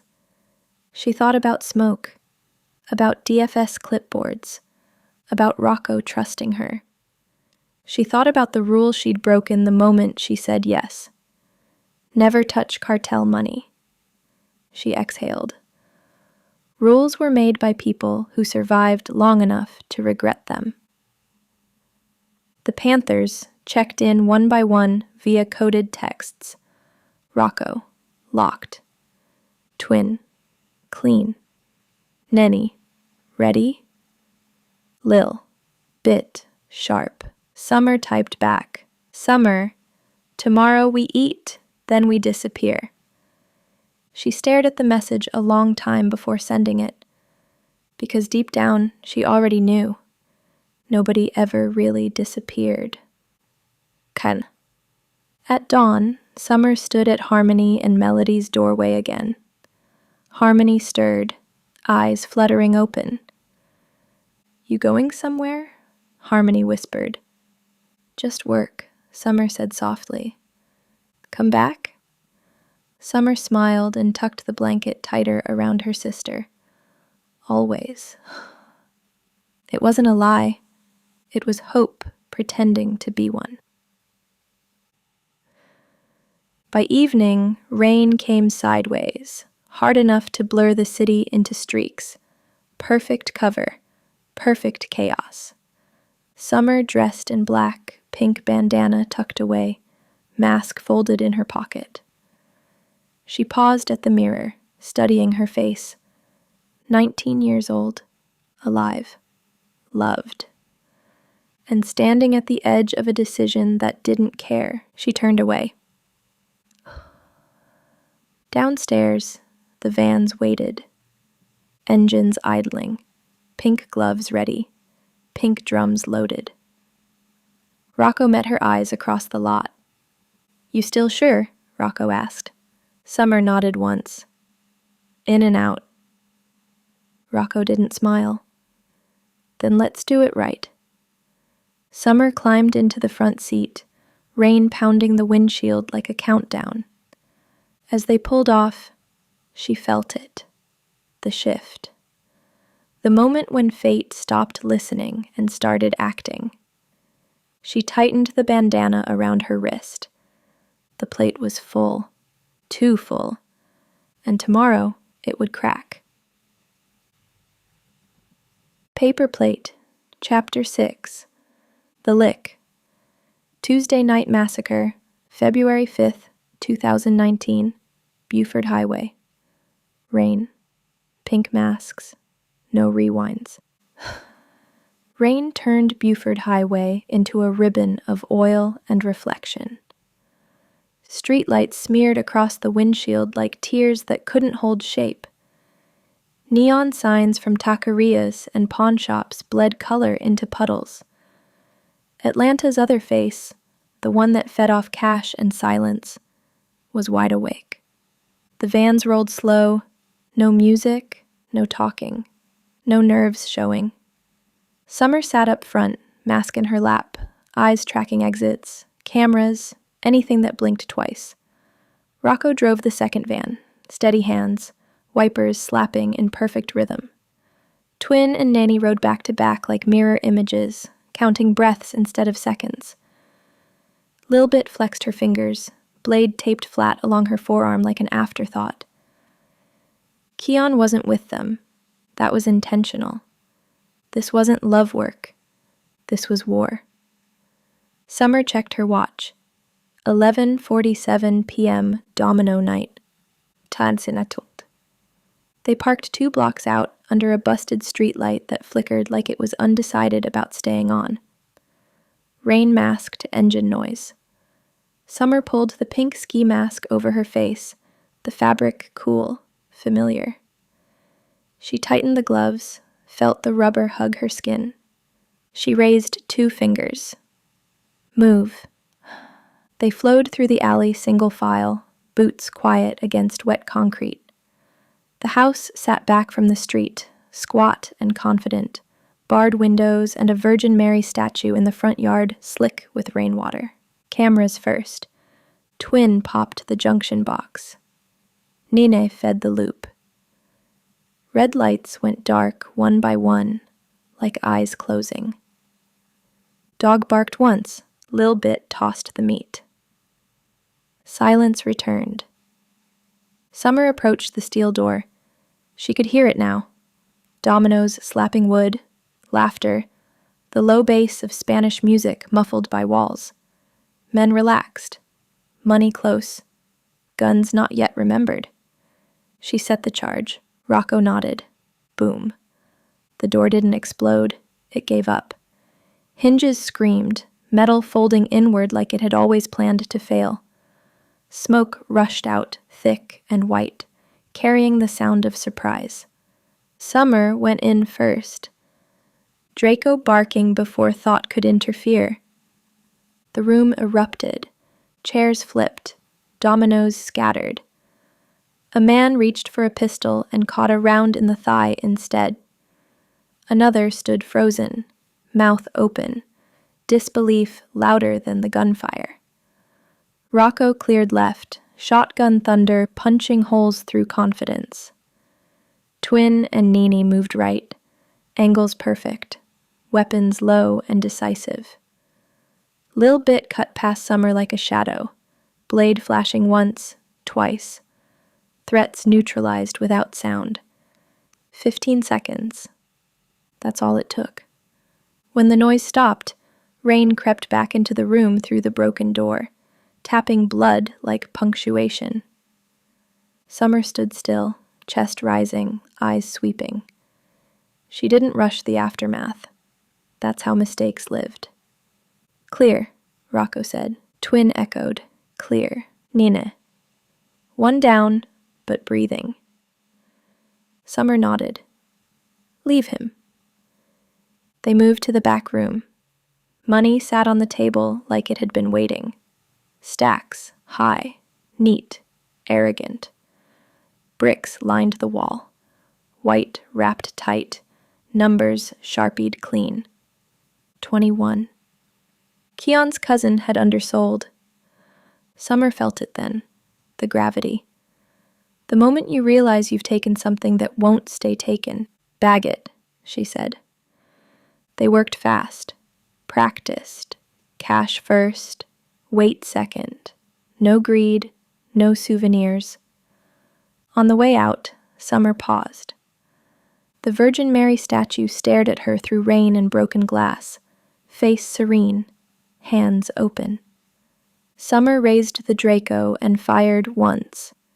The statue shattered, not out of spite, out of clarity.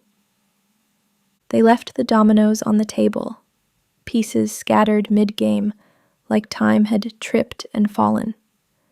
Back in the vans, engines roared to life, tires cutting water. Sirens wailed somewhere distant, but not close enough. Not yet. Summer pulled off her mask, rain washing sweat and residue from her face. Her hands didn't shake. That scared her. The vans split 3 blocks out like they were never together. Rocco took the west cut toward Doraville, hugging side streets that smelled like rain and fried dough. Summer led the other van south, Steady speed, no rush. Speed was how you invited attention. Calm was how you disappeared. Her phone stayed dark. That worried her more than sirens. They hit the first switch. Abandoned warehouse near Chambly. Lights off. Doors already cracked. Engines killed. Everyone out. Bags moved. Vans wiped down with bleach and rainwater like it was routine grocery shopping. Twin counted aloud. Nene verified. Rocco watched the door. 312, Twin said finally. Cash. Bricks? Summer asked. 21, Nene replied. Bonus. Summer nodded once. Seal it. They worked in silence. No celebration, no relief. Relief came later, or never. Lil Bit finally spoke, voice thin.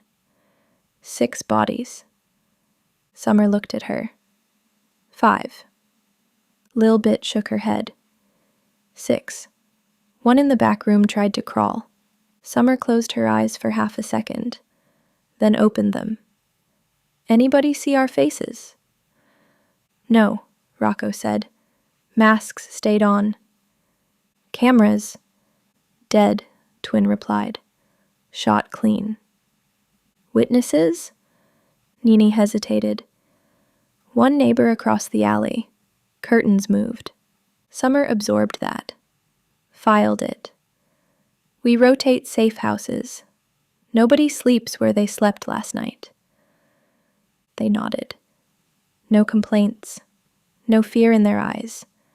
Just the understanding that things had shifted. When they finished, Summer torched the pink gloves in a steel barrel. Flames licked rubber and cloth until nothing recognizable remained. Pink to ash. Summer drove alone to the Cascade Trap. Rain eased into a mist, the city exhaling after holding its breath. Streetlights blinked on. People walked dogs. Somebody laughed outside a bar. Life didn't pause for massacres. Inside the trap, Keon was waiting. He stood the moment she walked in, eyes searching her face like he was looking for cracks. You good? He asked. Yes, Summer said. How'd it go? Clean. How much? She told him. Keon's mouth opened, closed. He sat down hard on the couch. Jesus, Summer watched him carefully. This was the moment she'd been bracing for, the one where joy turned into something dangerous. We done, he said, voice shaking. We really done. She didn't sit. Not yet. What you mean, not yet? He laughed, breathless. We hit the number. We hit their number, Summer replied. That's different. Keon rubbed his face. Nobody gonna know. She stared at him. 6 people died. They was cartel. They was people, she snapped, then steadied herself. Which means somebody loved them. Somebody's gonna look. Keon stood, frustrated. You always do this. This what? She asked. Turn victory into a funeral. She stepped closer, voice low and sharp. Because funerals follow victories like shadows. Silence fell between them. Keon finally looked away. We rich. Summer looked past him, at the walls, the exits, the windows she'd reinforced. We marked. Chatlanant. Her phone buzzed. Unknown number. She didn't answer. It buzzed again. She answered on the 3rd ring. A man spoke in Spanish. Calm, polite, professional. Señora, he said, you took something that doesn't belong to you. Summer closed her eyes. Wrong number, she replied and hung up. Her hands finally shook. just once. She called Rocco. They already know, Summer said. Rocco didn't ask how. Then we move. Yes, Summer said. Fast.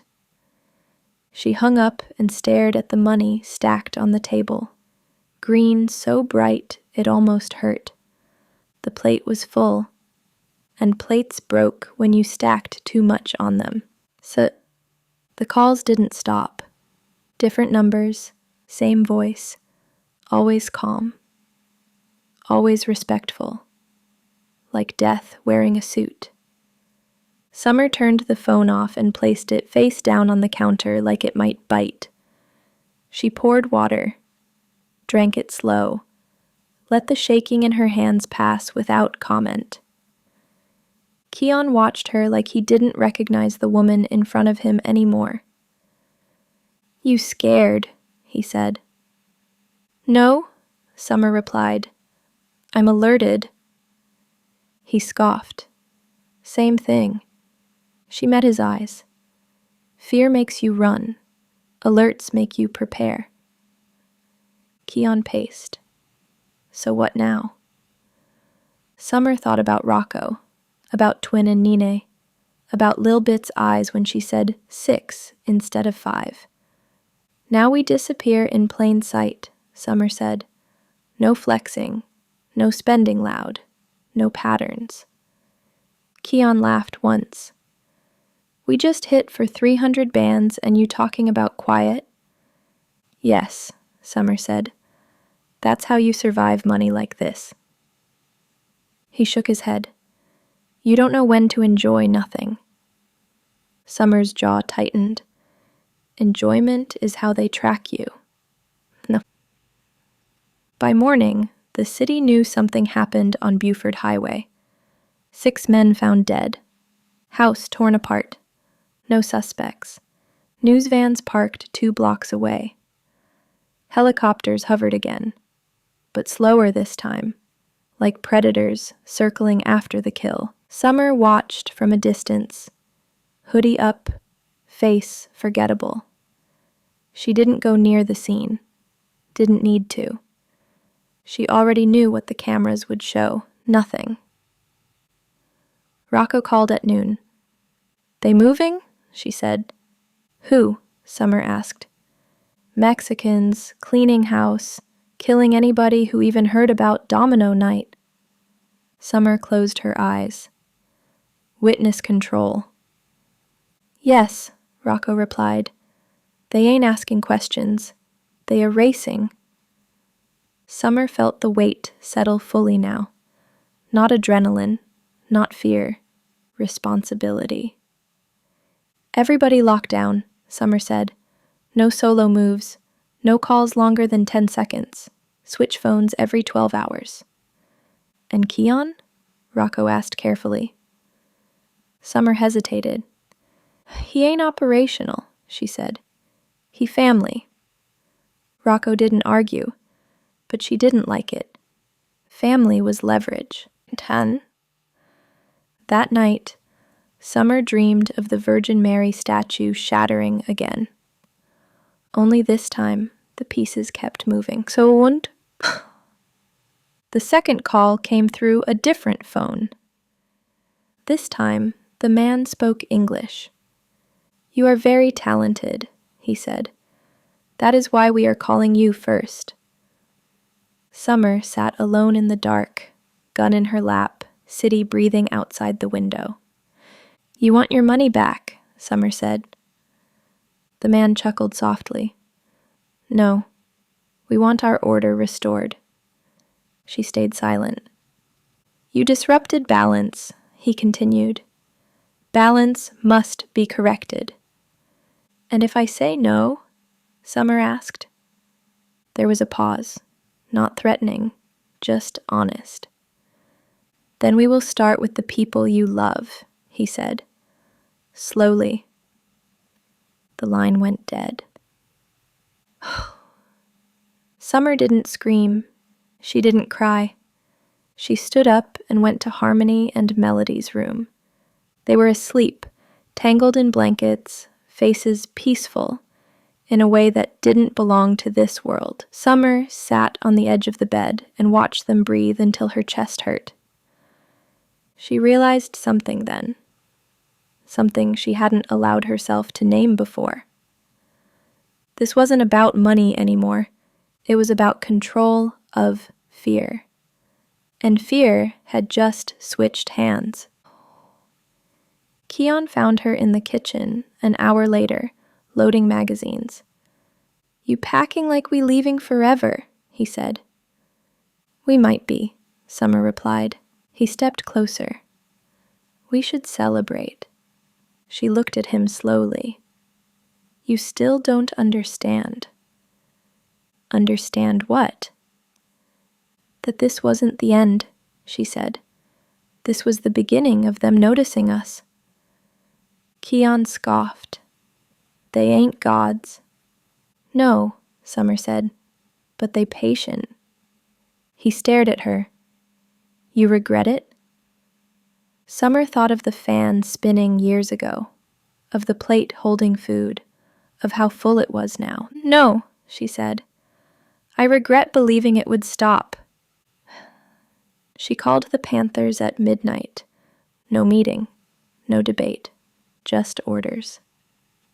"We're at war," Summer said, "whether we like it or not." Rocco answered without hesitation. "Then we fight smart." Twin and Nene spoke together. "We ready." Lilbit whispered, "I ain't scared." Summer closed her eyes.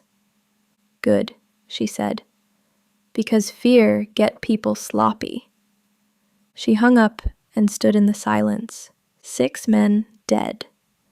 300,000 gone. And a city full of eyes waking up. The plate hadn't cracked yet, but the heat underneath it was rising, and Summerday finally understood the truth she'd been running from. Some meals cost more than money. Paper Plate, Chapter 7. Millionaires by Sunrise, February 6th, 2019. W Midtown Hotel. The W Midtown smelled like citrus cleaner, money, and secrets that had never seen daylight. Summer checked in under a name that wasn't hers and paid cash without flinching. The clerk didn't ask questions. They never did when the bills were crisp and confidence walked ahead of you. 24th floor. City view. Floor-to-ceiling windows. Atlanta glittered below them like it was proud. Keon dropped the Louis duffel on the bed and laughed. Loud, breathless, almost hysterical. He unzipped it, and the room filled with green. Stacks everywhere. On the mattress, on the desk, on the chair nobody would sit in. "We did it," he said, voice cracking. "We really did it." Summer locked the door, checked the peephole, closed the curtains halfway, enough to see the city, not enough to be seen. "This ain't a victory lap," she said. Keon ignored that and dove onto the bed, money sliding under his weight. "Look at this, Sum. This what winning feel like." She stood there watching him, trying to feel it too. The problem was, she did. Her body hadn't caught up to her mind yet. The adrenaline was still buzzing, the weight lifted, the impossible accomplished. She felt light, dangerous, alive in a way only people standing on a cliff ever did. She sat on the edge of the bed and pulled bills from the pile, letting them fall back like rain. "Count it," she said. They did, hundreds sticking to skin, rubber bands snapping, the mattress sinking lower with every stack. $312,000. Exact, Keon whistled. Millionaires in one night. "Temporary," Summer replied. He grabbed her waist and pulled her back onto the bed, laughing, breath hot against her neck. "Stop thinking so much." She kissed him then, hard, hungry, desperate. Not romance. Release. They undressed like they were peeling off fear. Bodies slick with sweat and money dust. Keon pressed her down onto the pile, cash crinkling beneath them like applause. He whispered her name like it was a prayer. For a moment, Summer let herself believe the lie, that this room was safe, that the city below them was just lights, that the phone wouldn't ring. She let the future stay quiet. After, they lay tangled in sheets too white for people like them, city humming outside like it approved. Keon traced circles on her stomach. Tomorrow we buy houses. Plural, Summer said. Cash, he added. LLCs. Rena help. Summer nodded. 3. Different sides of town. Schools? He asked. Trusts, she replied. Private. He smiled. You already planned it. She always did. Her phone buzzed. She didn't reach for it. Keon did. Don't, she said. He froze. You think that's them? I know it is. The phone buzzed again, then stopped. Keon swallowed. We can't live like this. Summer sat up, sheet slipping, eyes sharp again. This how people who take things live. He rubbed his face. Then why does it feel like somebody watching us? Because they are, she thought. She didn't say it. But by sunrise, Atlanta looked innocent again. They showered separately, burned clothes in the tub, and flushed ash down the toilet in small pieces like offerings. Summer wiped down every surface they touched, then wiped them again. She packed the money into 3 bags. Keon watched, quieter now. You ever feel like this ain't meant to last? He asked. Summer zipped the bag. Nothing big ever do. He nodded slowly, like that answer hurt but made sense. Outside, the city woke up. Traffic, coffee, morning news, 6 men dead, no suspects. The anchor smiled through it. Summer stood by the window and felt the first crack spider through the plate. They spent the money like surgeons, not gamblers. No champagne showers, no club receipts, no Instagram confessions. By noon, Summer was already in Rena's office, rain still in her hair, eyes clear. Rena didn't ask where the cash came from. She never did. She just moved numbers like a pianist who didn't need sheet music. 3 properties, Summer said. Cash, LLCS split. Different zip codes, Rena typed. Names. Summer slid a list across the desk. Shells, clean. Rena glanced at it, impressed. You thinking 5 years ahead? I'm thinking 5 minutes after the knock, Summer replied. By 4 p.m., the papers were signed. Cascade Heights, a brick ranch, quiet street, good exits. East Lake, modern, forgettable, close to highways. College Park, gated, cameras already installed, HOA minding everybody else's business. No neighbors to impress, no furniture rush.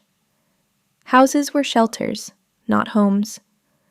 Summer wired $100,000 into private school trusts for Harmony and Melody before dinner. Separate accounts, different institutions. Layers that took patience to unwind. Keon watched the confirmations come in, eyes wet. They set forever.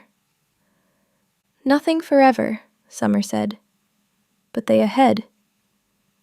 That felt close enough. Mama cried when Summer told her about the Arizona rehab. Not because of the desert, because it meant Summer believed she might stay clean long enough to deserve a future. Don't waste this, Mama said, holding Summer's face like she could still protect her. I won't, Summer promised. She meant the money. By nightfall, the Panthers gathered, not together, not celebratory. Quiet check-ins, rotations, safe houses assigned. Summer paid them all. $100,000 each, cash, no speeches. Lil Bit stared at the stack like it might bite. This real? Rocco nodded. Spend smart. Twin counted. Nene watched the door. After this, Summer said, we go cold. Rocco raised an eyebrow. How cold? No moves, Summer replied. No meetings, no patterns. We wait. Wait for what? Lil Bit asked. For the echo, Summer said. Big noise come back. They understood. Fear wasn't loud when you respected it. Back at the W, Keon played the track he'd been building for months. Rough mix, hungry hook, verses sharp like teeth. Paper plates, he said, smiling. This the one. Summer listened, eyes closed. The beat knocked. The lyrics told too much truth, dressed as bravado. This drop after we settle, she said. Not now, Keon frowned. Timing is everything.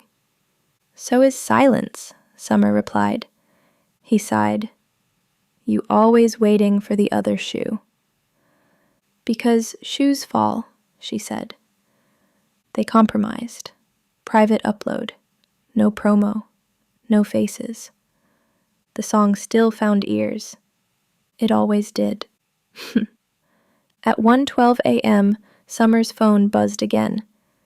Different number. Same calm. You move money efficiently, the voice said. We respect that. Summer didn't answer. We will speak again, the voice continued. Soon. The call ended. Keon watched her put the phone down. You gonna tell me what they saying? They saying we alive? Summer replied. For now. He laughed without humor. That's not comforting. It's accurate, she said. Fake. They lay awake until sunrise. Atlanta humming back to life like nothing had happened. Summer stared at the ceiling, tracing cracks that looked like maps. She'd bought safety. She'd bought time. But she couldn't buy forgetting. The plate was heavy now, stacked with houses, schools, hope. It held. For the moment. The song wasn't supposed to move. That was the rule. No push, no promo, no names attached. Just a private upload floating in the dark like a test balloon. By Friday morning, it had 50,000 plays. By lunch, 100. By nightfall, Summer's phone wouldn't stop vibrating. She stood in the kitchen of the Cascade house. New walls, old instincts, watching Harmony do homework at the counter while Melody practiced spelling out loud. The normalcy felt staged, like a movie set built on top of a crime scene. Keon burst in, eyes lit up like he'd just seen God blink. Some, he said, breathless. You seen the numbers? Yes, she replied flatly. This shit moving, he said. Like really moving. That's the problem. He ignored the tone. Blogs picked it up. A TL pages. Somebody tagged it, Real Street Anthem. Summer closed her eyes. Real. That word always killed people. You told me no faces, she said. I didn't give faces, Keon argued. Just sound. Sound carries, she snapped. Sound travels. Keon slowed. You scared of success now? She looked at him hard. I'm scared of patterns. By Sunday, Paper Plates hit 3 million plays. Summer watched the analytics like she watched heat maps after a robbery. Locations lighting up, clusters forming. Atlanta heavy, Miami creeping, New York sniffing. Interscope called Tuesday. The number came through Raina. "They want a meeting," Raina said. "They think Keon next." Summer didn't answer right away. "They flying someone down," Raina added. "A rep, name's Dealer." That name hit Summer wrong, not fear. Instinct. "When?" Summer asked. "Tomorrow." "Where?" "Somewhere neutral," Raina said. "Studio on Moreland." Summer stared at the wall long after the call ended. Neutral didn't exist anymore. Oit, Keon was buzzing. "They see me," he said. "Finally." "They see something," Summer corrected. "Not you." He frowned. "What that mean?" "It mean they see money, stories, violence dressed as art." Keon waved it off. "That's the game." "No," Summer said quietly. "That's the trap." He laughed. "You think I'm gonna stay in the shadows forever?" She looked at him then. Really looked. The boy who ran with her. The man who wanted applause more than anonymity. "You think light don't burn?" she asked. He didn't answer. The meeting happened anyway. Dealer showed up in a tailored coat, Harlem accent smooth as oil, smile too practiced, eyes that counted exits before compliments. He shook Keon's hand too long. Summer watched. Dealer talked numbers, distribution, marketing, image. "Authenticity sells," Dealer said, eyes flicking to Summer. "People want to feel danger." Summer leaned forward. "Danger don't sell. It collects." Dealer smiled wider. "Everybody collect something." That was the moment Summer knew. Dealer wasn't here to make music. He was here to traffic stories. And stories got people killed. Ow, hof. That night, Summer sat alone on the roof again, pink bandana wrapped tight, city loud beneath her. She thought about how fast things escalated. A Benz, a fan spinning, a plate holding food. Now charts, labels. Eyes she couldn't control. She understood something then. Too late to stop it. Money she could manage. Fear she could calculate. But attention? Attention belonged to nobody. Keon joined her, phone glowing with messages. "They want more tracks," he said. "Videos?" Summer didn't look at him. "No." He sighed. "You always say no." "Because yes costs too much." He grabbed her hand. "We earned this." She pulled away gently. So did the people who died. Silence fell between them. The call came that night. Unknown number. Same calm voice. "You are becoming visible," the man said. Summer closed her eyes. "That is unfortunate." The line went dead. Summer stayed on the roof until dawn, watching the city move like nothing was wrong. The plate hadn't broken yet, but now it was shaking. Paper Plate, Chapter 8, RPM Blows Up, Summer 2019, Atlanta. Success came fast and crooked. Not like a ladder, more like a flood. By June, Paper Plates wasn't just a song anymore. It was a reference point, a phrase, a caption under pictures of guns and money and smiles that didn't reach eyes. DJs spun it in strip clubs from Magic City to Miami. High school kids screamed the hook without knowing what it cost to write. RPM became a thing, a brand without permission. Keon tried to keep it small. Summer tried to keep it quiet. Neither worked. Dealer called every day. Momentum, he kept saying. You can't waste momentum. Summer watched him through glass at the studio on Moreland, how he laughed too loud, how he never sat with his back to the door. He wore confidence like armor, but his eyes never stopped moving. Predators recognized predators. Dealer talked about showcases, about features, about image. We gotta sell the danger, he said, tapping the table in rhythm with the beat. That's what make people feel alive. Summer cut in. Danger don't need selling. Dealer smiled, thin. Everything need a story.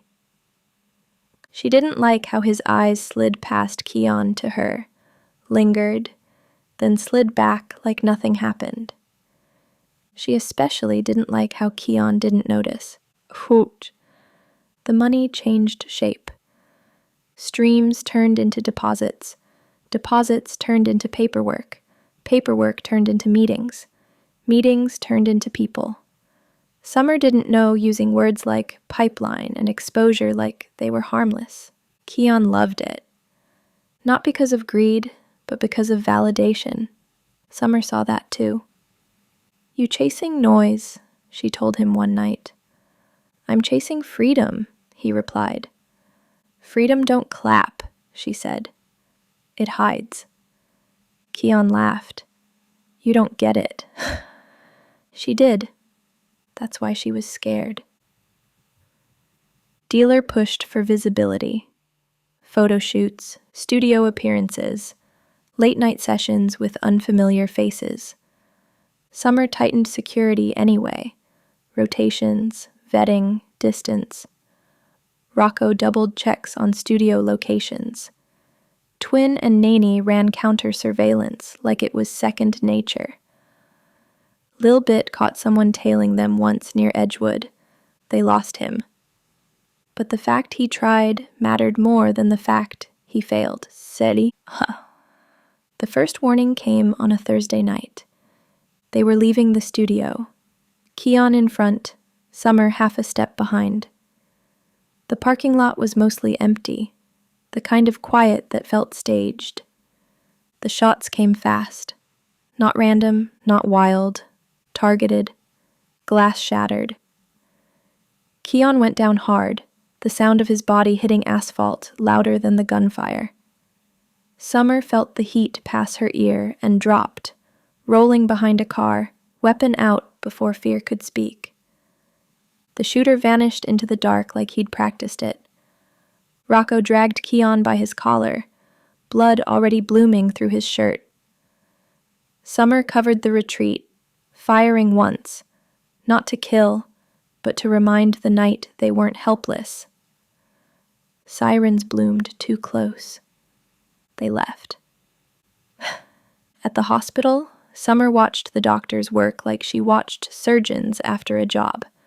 Efficient, indifferent, skilled. 3 bullets caught the vest, no penetration. Keon lived. Barely. Summer sat beside the bed, hands still, face unreadable. Dealer showed up an hour later. Too fast. You okay? He asked Keon, voice thick with concern. Summer stood. How you know where we was? Dealer blinked. People talk. Summer stepped closer. Bullets listen.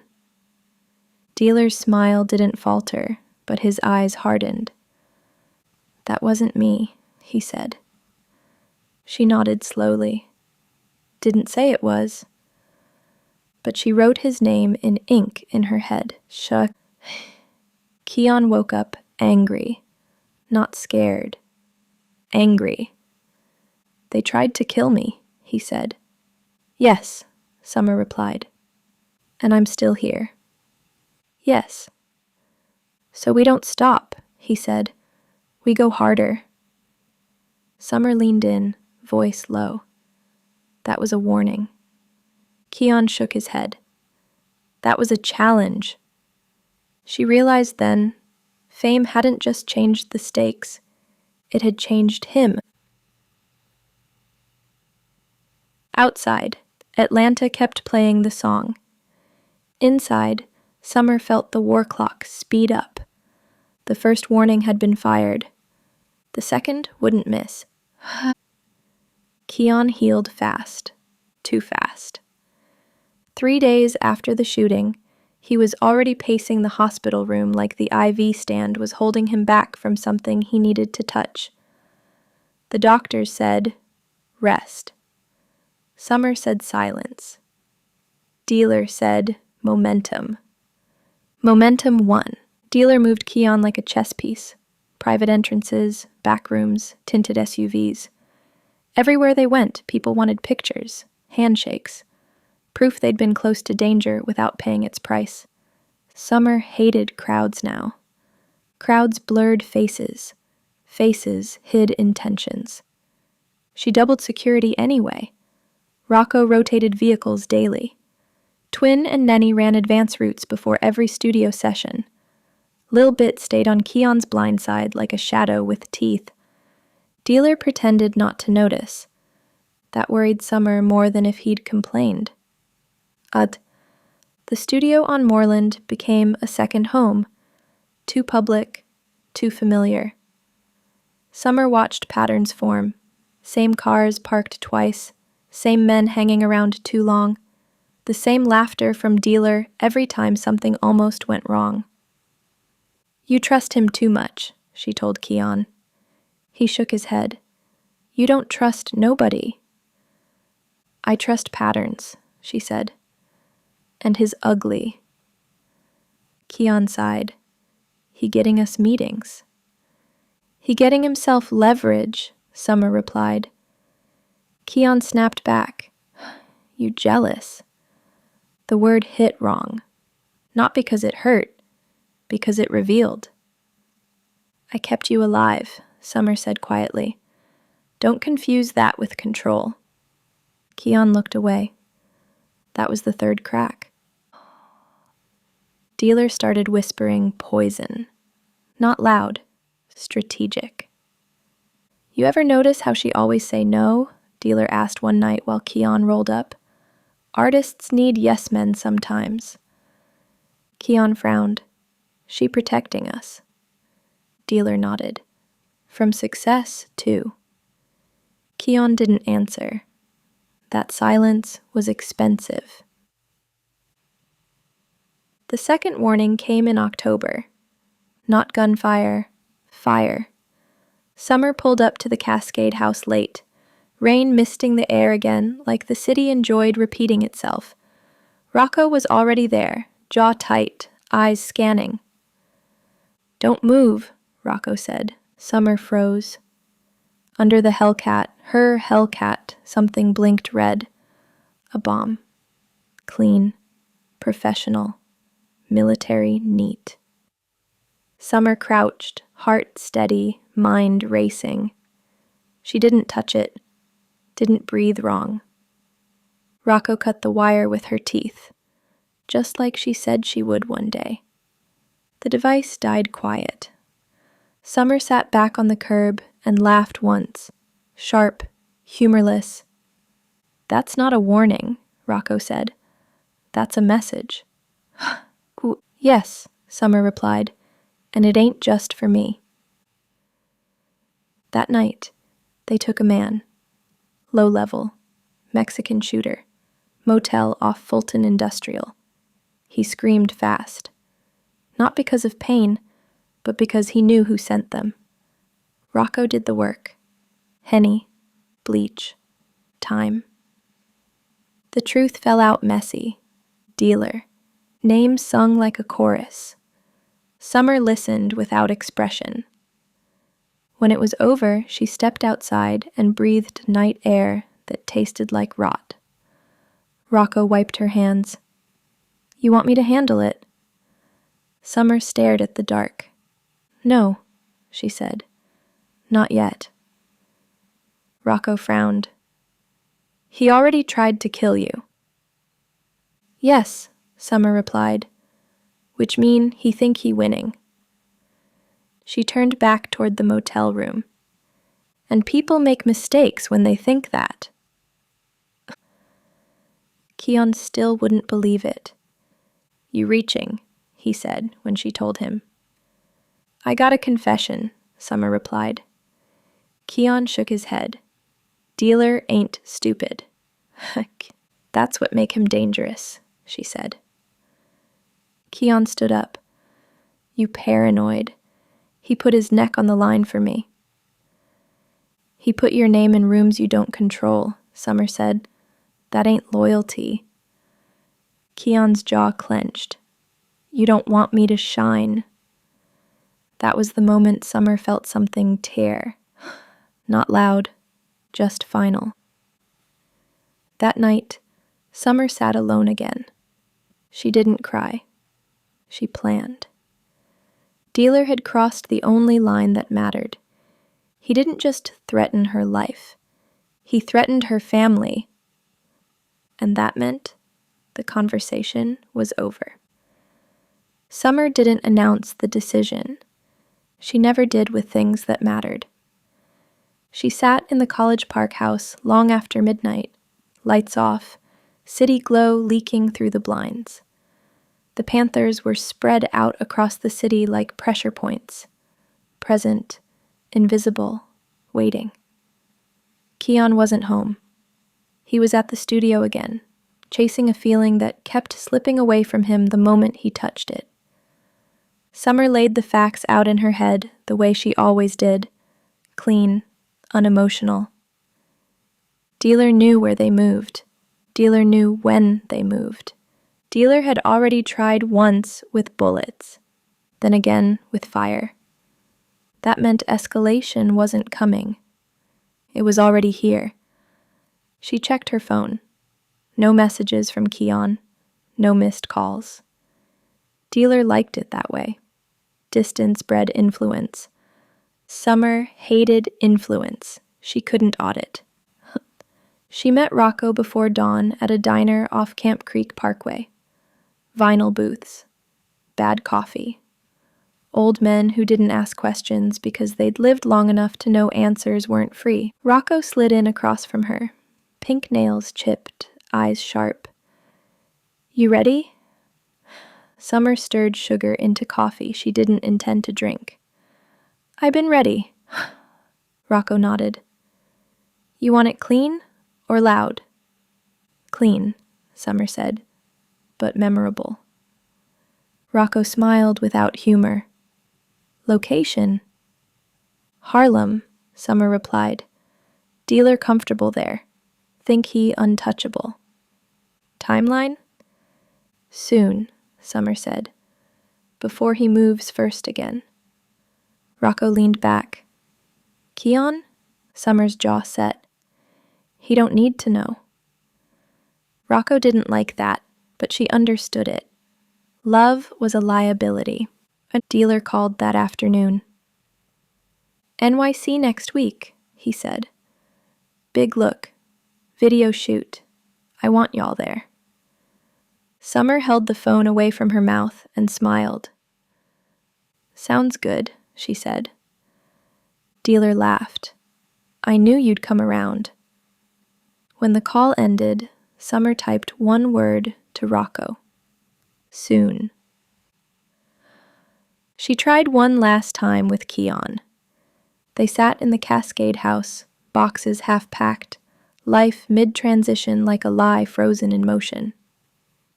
He tried to kill you, Summer said.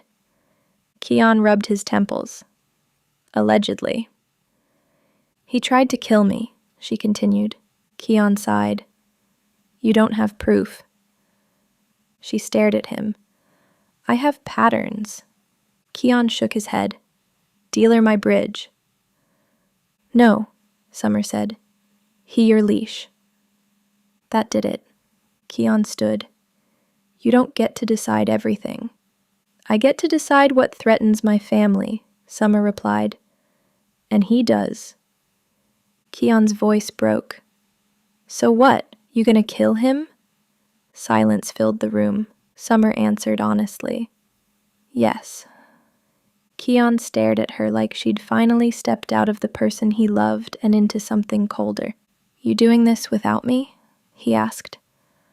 I'm doing this for you, she said. That ain't love, he snapped. It is where I come from, Summer replied. He left without saying goodbye. That hurt more than she expected. It didn't change anything. That night, Summer packed light. Black clothes. No jewelry. No pink. She stood in the doorway of Harmony and Melody's room one more time. They were older now. Taller, smarter, safer. Proof she'd done something right in a world that rewarded nothing. She kissed their foreheads and whispered, Stay good. They slept through it. That was mercy. Cut. On the flight north, Summer watched the clouds like they were an answer she didn't need explained. She felt calm in a way that only came when the path narrowed to one direction. Dealer texted from Manhattan. Dealer. 145th tonight. After the shoot. Drinks on me. Summer replied with a thumbs up, then turned her phone off. In Harlem, the air felt different. Thicker. Older. Layered with stories that didn't apologize. Rocco met her outside the building, coat pulled tight, eyes already on exits. You sure? Rocco asked. Summer nodded. He crossed the line. Rocco handed her a pair of gloves, pink. Last time, Rocco said. Last time, Summer agreed. They walked toward the building together, quiet as intention. Dealer laughed somewhere inside, unaware the story he'd been selling had reached its ending. And for the first time since the fans started spinning years ago, Summer Day didn't think about plates. She thought about balance and how some debts only closed in blood. Paper Plate. Chapter 9. The First Warning. August 2019. Moreland Avenue Studio. The studio on Moreland had learned how to lie. From the outside, it looked harmless. Brick low-rise, graffiti half-buffed, a coffee shop next door that stayed open too late for comfort. Inside, it hummed with money and ego, and the illusion that art made you untouchable. Summer hated studios now. Too many corners. Too many faces. Too many exits nobody respected. She walked in behind Keon, hoodie up, eyes scanning reflexively. Mirrors, doors, shadows. The engineer waved from behind the glass, a skinny kid with tired eyes and talent too big for the room. He smiled at Keon like he'd made it just by proximity. Dealer wasn't there yet. That worried her. Where he at? Summer asked. Keon shrugged. Probably late. Late people make messes, Summer said. Keon rolled his eyes. You always see ghosts. She didn't answer. She felt one. Hoot. They were halfway through the first playback when Summer caught the shift, the air tightening, the way laughter fell half a beat behind. The door at the far end opened and closed without announcement. Summer's hand drifted, casual, to her waistband. Pause, she said. Keon frowned. What? Too late. The shots came through the wall first, plaster popping, glass exploding like it was alive. The room screamed into chaos. Summer tackled Keon down as bullets stitched the space where his head had been a second earlier. The engineer never stood a chance. He caught it in the chest, eyes wide, confusion louder than pain. He collapsed behind the console, hands still reaching for sound he'd never touch again. Summer fired blind toward the door, not to hit, just to push space. Keon rolled, vest catching rounds with dull, ugly thumps that sounded like fists punching meat. Sirens bloomed immediately. Too fast. This wasn't a robbery. This was a message delivered with a return receipt. They dragged Keon out the back, Rocco already there like she'd been summoned by instinct. Twin and Ninny sealed the alley, faces unreadable. Lil Bit ran point, blade out, eyes feral. The shooter was gone. Always was. At Grady, doctors worked Keon again. 3 impacts, no penetration. He lived because Summer had insisted on the vest. He lived because paranoia was a form of love. Summer watched the doors swing, blood on her shoes, the echo of the engineer's body hitting the floor still ringing in her ears. Dealer showed up 20 minutes later. Too fast. He wore concern like a costume. Jesus, I heard. Summer stepped in front of him. How? Dealer blinked. How what? How you here before the news, she said. Dealer opened his hands. Industry moves quick. So do bullets, Summer replied. Keon stirred, groaning, pain burning through bravado. Dealer leaned in, voice soft. You good, Star. You protected. Summer felt something go cold inside her chest. Protected by who? In the hallway, Summer called Rocco. That was the warning, Summer said. Rocco didn't ask which one. Then it's done. Yes, Summer replied. Mercy clock hit 0. She hung up and stared at the hospital wall, white and indifferent. An innocent man was dead because Summer had believed in pauses, in warnings, in the idea that lines could be uncrossed. She realized the truth too late. Warnings weren't meant to stop you. They were meant to measure how much you'd take, and Summer Day was done being measured. Cook. Keon woke up angry, not scared, not grateful. Angry like someone who'd been disrespected in public. His eyes snapped open under hospital lights that hummed like insects. Tubes ran where confidence used to be.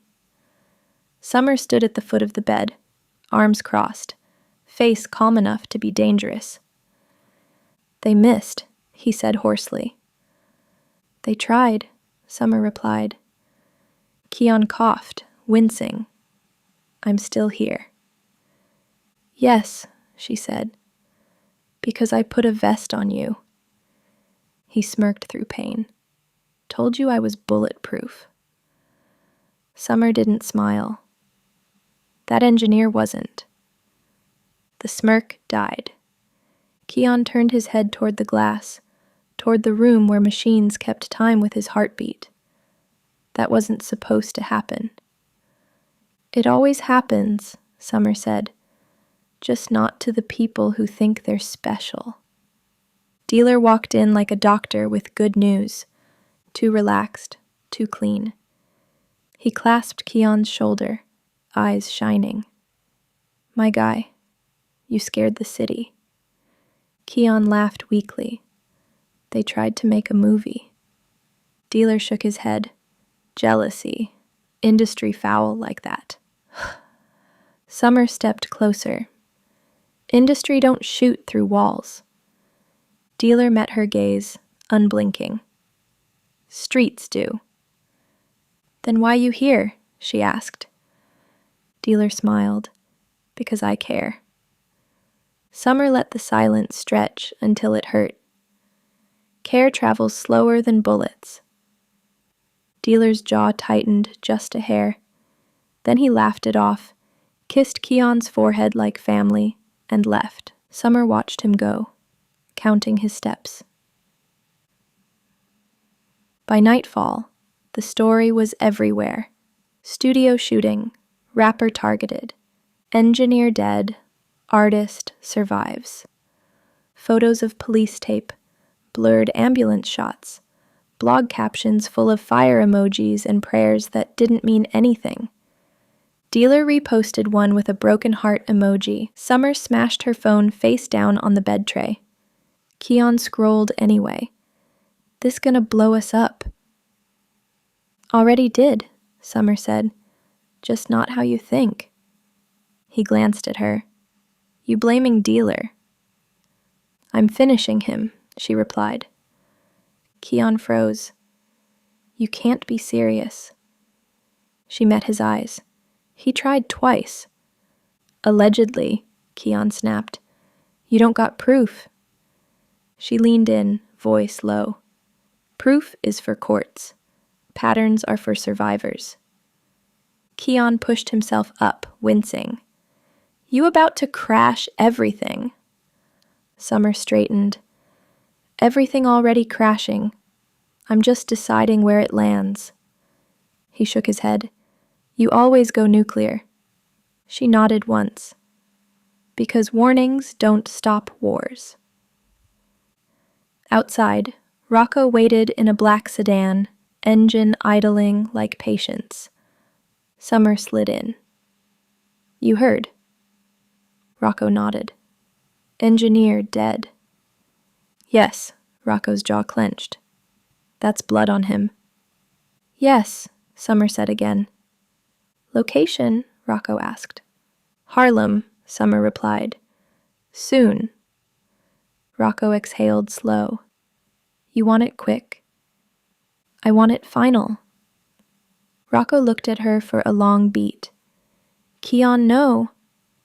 No, Rocco nodded. That might matter later. I know, Summer said. So does timing. That night, Summer didn't go home. She went to the college park house, lights off, windows dark, and laid everything out on the kitchen island like a blueprint for a funeral. Routes, flights, exits, dead zones. Dealer liked women, liked attention, liked being seen winning. Those were weaknesses. She texted one message to Rocco. Summer, 145th, after a shoot. 3 women with him. Rocco replied with a single word. Rocco. Confirmed. Summer stared at the screen, feeling the last thread of hesitation snap clean. Hi. Keon called at 2:03 a.m. You don't answer, he said. I'm busy, Summer replied.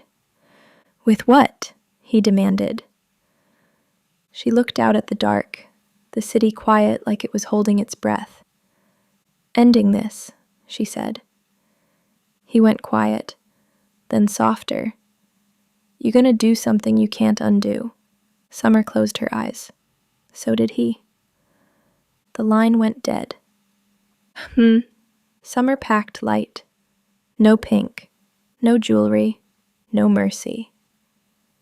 She paused at the mirror, studied the woman looking back, older than 19, sharper than she'd planned to be. This the cost, she whispered. Then she turned off the light and walked into it. The first warning. November 2019. Harlem, NYC. Word count. Approximately 1,300 chapter complete. Harlem at night didn't apologize. It watched. Streetlights leaned in like they wanted a better look. Music bled from passing cars. Laughter rose and fell in waves that knew how to survive anything. Summer moved through it with Rocco half a step behind her. Both of them dressed forgettable. Black coats, black boots, faces that belonged anywhere. Dealer's building sat like it had always expected company. Video shoot had wrapped late. Lights still glowed inside. 3 women lingered on the stoop, heels in hand, laughter sloppy with champagne and ego.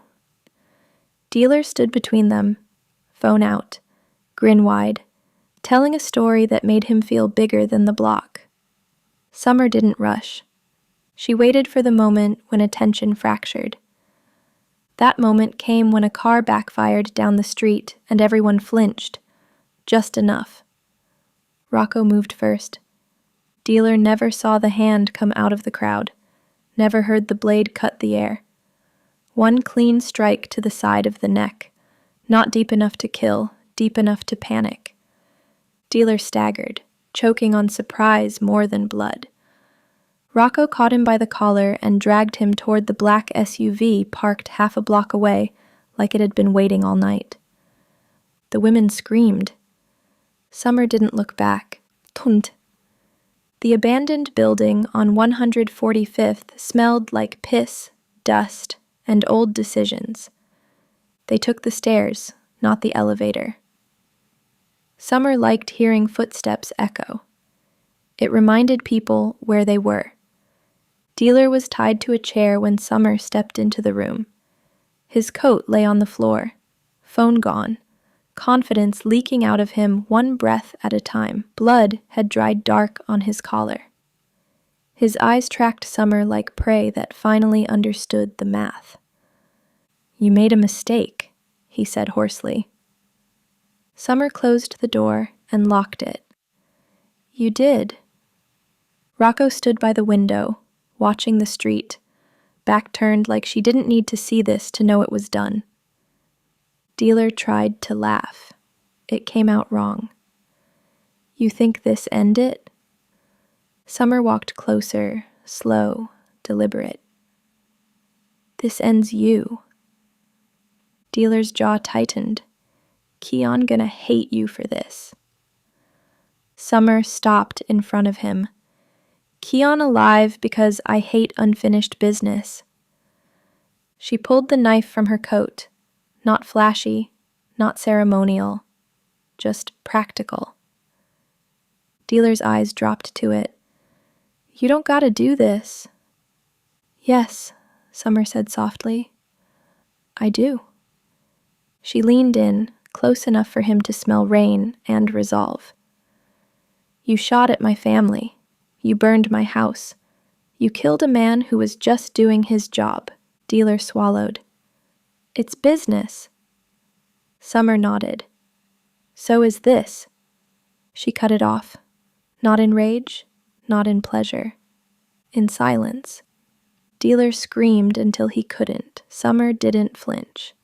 She'd already screamed all her screams years ago when the lights went out and nobody came.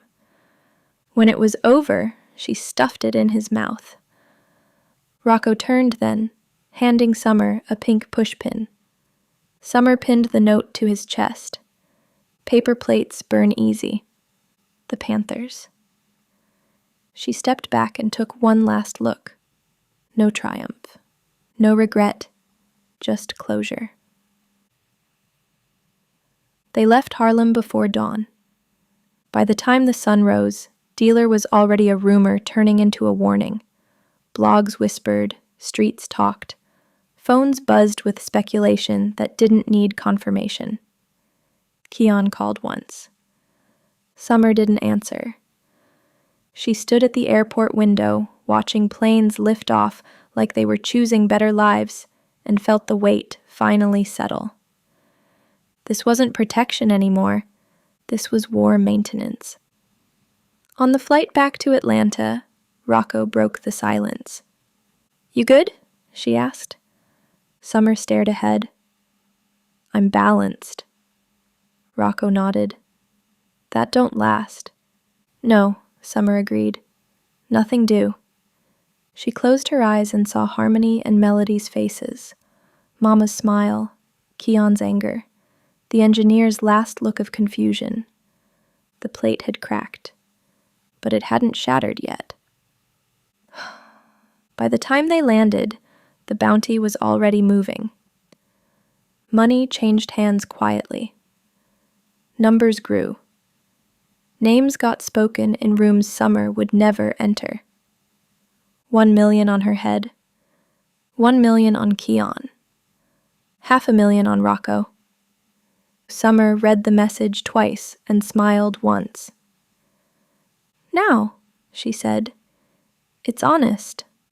Paper plate. Chapter 10. The Second Warning. October 2019.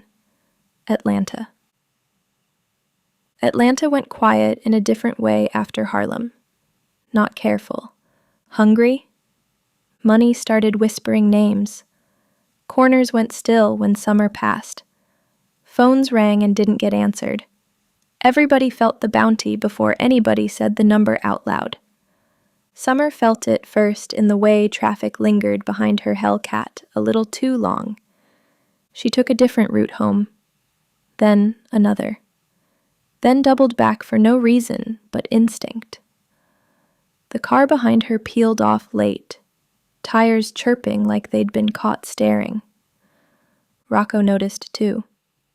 "We got eyes," she said. "I know," Summer replied. "That's why I'm driving."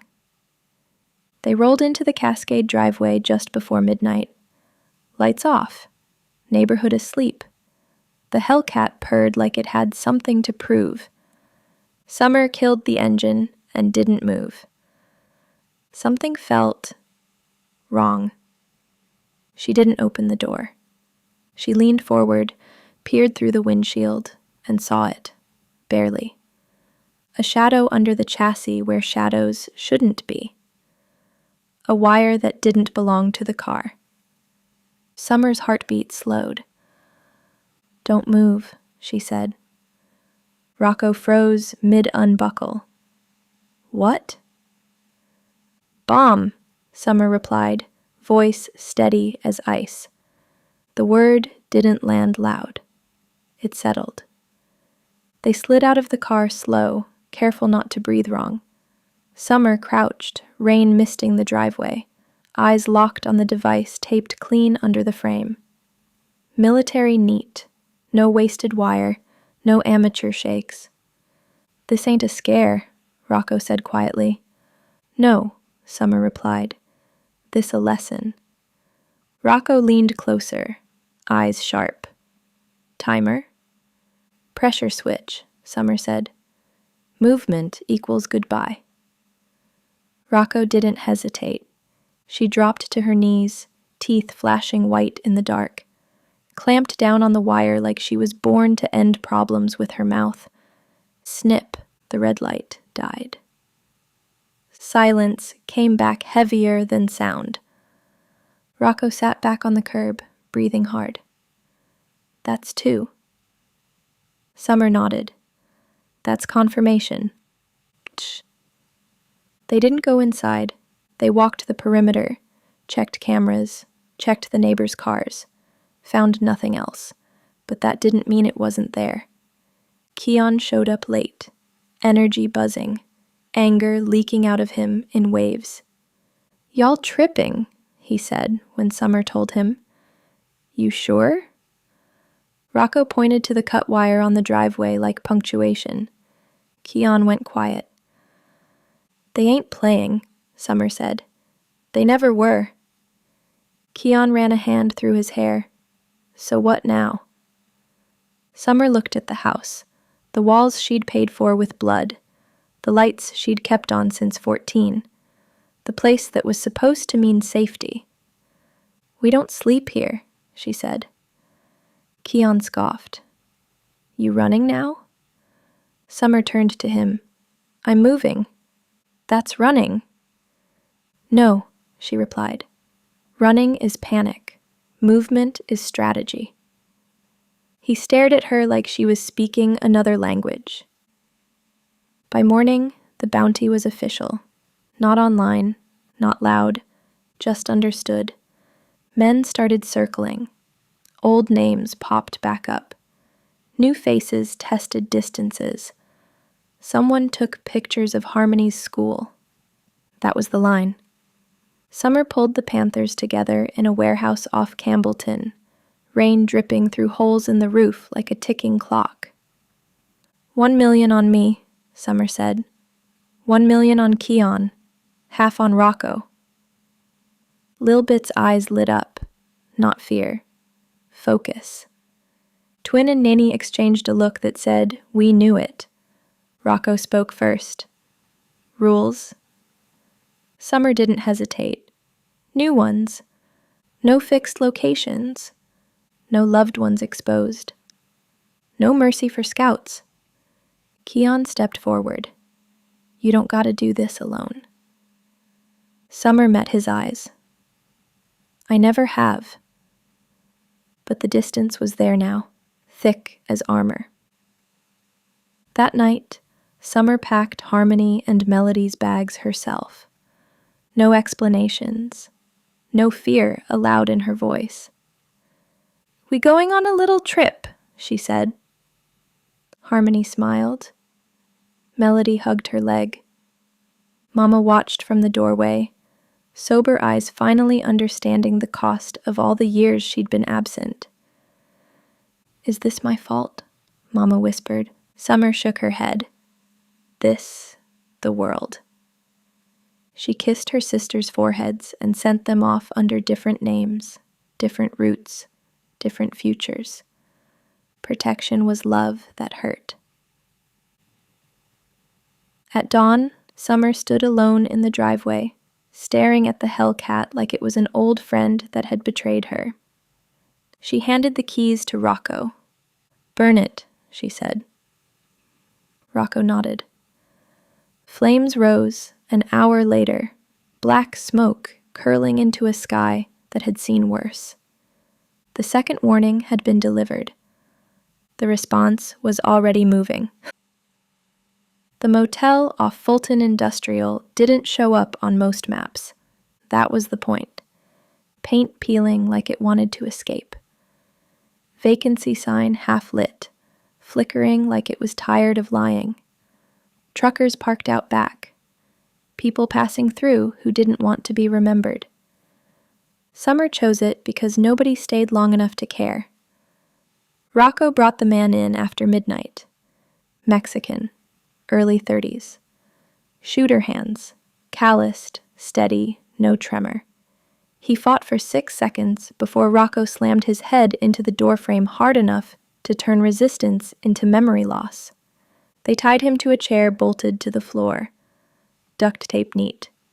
Efficient. No wasted motion. Lil Bit locked the door. Twin and Naney checked the windows. Summer stood in front of him, arms crossed, face calm like she was waiting for room service. Name, she said. He spit blood. Rocco backhanded him once, not hard, just enough to reset the room. Wrong order, Rocco said. You answer first, Summer nodded. Who put the bomb under my car? The man laughed. It came out wet. You already know. Summer tilted her head. I want to hear you say it. He stayed silent. Rocco poured Henny down his throat without warning. Let him choke. Let panic do the talking. Who? Summer repeated. The man coughed, eyes watering. Cartel. Summer didn't blink. Which one? Rocco uncapped the bleach and poured it slow onto his chest, letting it burn just enough to wake truth up. Santo, he screamed. El Santo Morales. Summer inhaled through her nose. The name landed heavy. Virgin Mary tattoo. Buford Highway operation. The one who ordered Domino Night. The one she hadn't finished. Dealer? Summer asked. The man shook his head fast. Dealer was middle. He talked too much. Santo wanted him dead anyway. Rocco paused. So who ordered the studio shooting? The man swallowed. Santo. Message. Make the rapper choose. Summer closed her eyes. They'd chosen for him. They left the man alive. Not mercy. Utility. Rumors spread better when they breathed. Rocco wiped her hands clean. That's your war. Summer nodded. It always was. Outside, rain started again, like Atlanta refused to let moments end clean. Keon didn't take the news well. You can't fight a cartel, he said, pacing. This ain't Harlem Street shit. Summer leaned against the counter, exhaustion deep but controlled. I didn't start this. Keon laughed, bitter. You cut a man's tongue out in New York. I ended a problem, she replied. And now we are the problem. Summer met his eyes. We always were. He stopped pacing. So what? You gonna burn the city? No, she said. I'm gonna survive it. That don't sound like survival, Keon snapped. That sounds like suicide. She stepped closer. You think running saves you? Keon hesitated.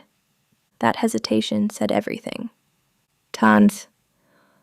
By the end of October, Atlanta felt like a board set for war.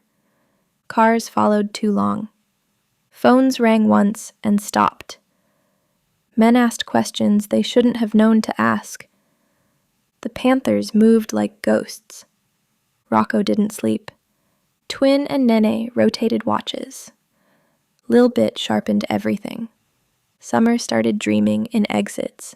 One night, standing on the roof again, Summer felt the weight finally settle where it belonged.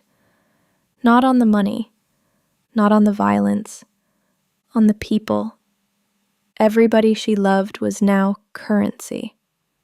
And that meant there was only one way to end it. She picked up her phone and typed a message she'd been avoiding. Summer. We take it to them, Rocco replied seconds later. Rocco. Where? Summer looked south, toward the part of Atlanta everybody pretended was already dead. Summer, South DeKalb. She put the phone down and stared at the city. The second warning had been delivered. The third would be final. South DeKalb had a way of swallowing things. Buildings half-finished, malls half-alive. Parking lots where dreams went to rust. It was the kind of place wars hid in plain sight because nobody with a choice came looking. Summer chose it because ending required space. The Panthers met at an abandoned distribution center off Snapfinger. No power, no cameras that worked. Walls tagged by people who'd already lost something. The rain had finally stopped, leaving the air thick and metallic, like the city was holding a blade between its teeth. Summer stood at the center, mapless. This isn't a raid, she said. This is a line. Rocco leaned against a crate, eyes hard. Meaning. Meaning we don't chase, Summer replied. We draw them. Twin frowned. They don't come unless they smell blood. They already do, Summer said. They just deciding where. Lil Bit smiled thin. So we make it obvious. No, Summer corrected. We make it inevitable. She looked at each of them. No civilians, no collateral, no spectacle. We make it expensive to touch us. Rocco nodded. Rules? Summer didn't hesitate. Same as always. +1. She paused. If I fall, you don't rush. You finish. The room went quiet. Rocco stepped forward. Say that again. Summer met her eyes. I'm not building a legend. I'm building an ending. Rocco searched her face for doubt and didn't find it. She nodded once. Then we move like professionals. Cool. Keon watched from the edge of the light. He hadn't spoken since Fulton Industrial, since the bomb, since the truth stopped fitting inside hope. You sending them into a war, he said. Summer turned to him. They already in it. Then take me, he said. Not them. Summer shook her head. You visible. They want you alive. So you keep me hidden while you bleed? He snapped. She stepped close, voice low. I keep you alive while I end it. He grabbed her wrist. You don't get to decide who dies. She pulled free. I decide who doesn't. The distance between them widened until it felt like a different city. Pope. The first move wasn't loud. It was absence. For 3 days, the panthers vanished. No patterns, no sightings, no whispers. Dealers who'd been testing waters suddenly found nobody answering. Runners came back empty. Scouts went missing. Not dead, just scared enough to talk about ghosts. Then the messages started. Not calls, not threats. Invoices. A burned stash here, a seized shipment there. A middleman deciding to retire early. Nothing claimed. Nothing bragged. Just pressure. By the 4th night, Summer got the call she'd been waiting for. You are inconvenient, the calm voice said.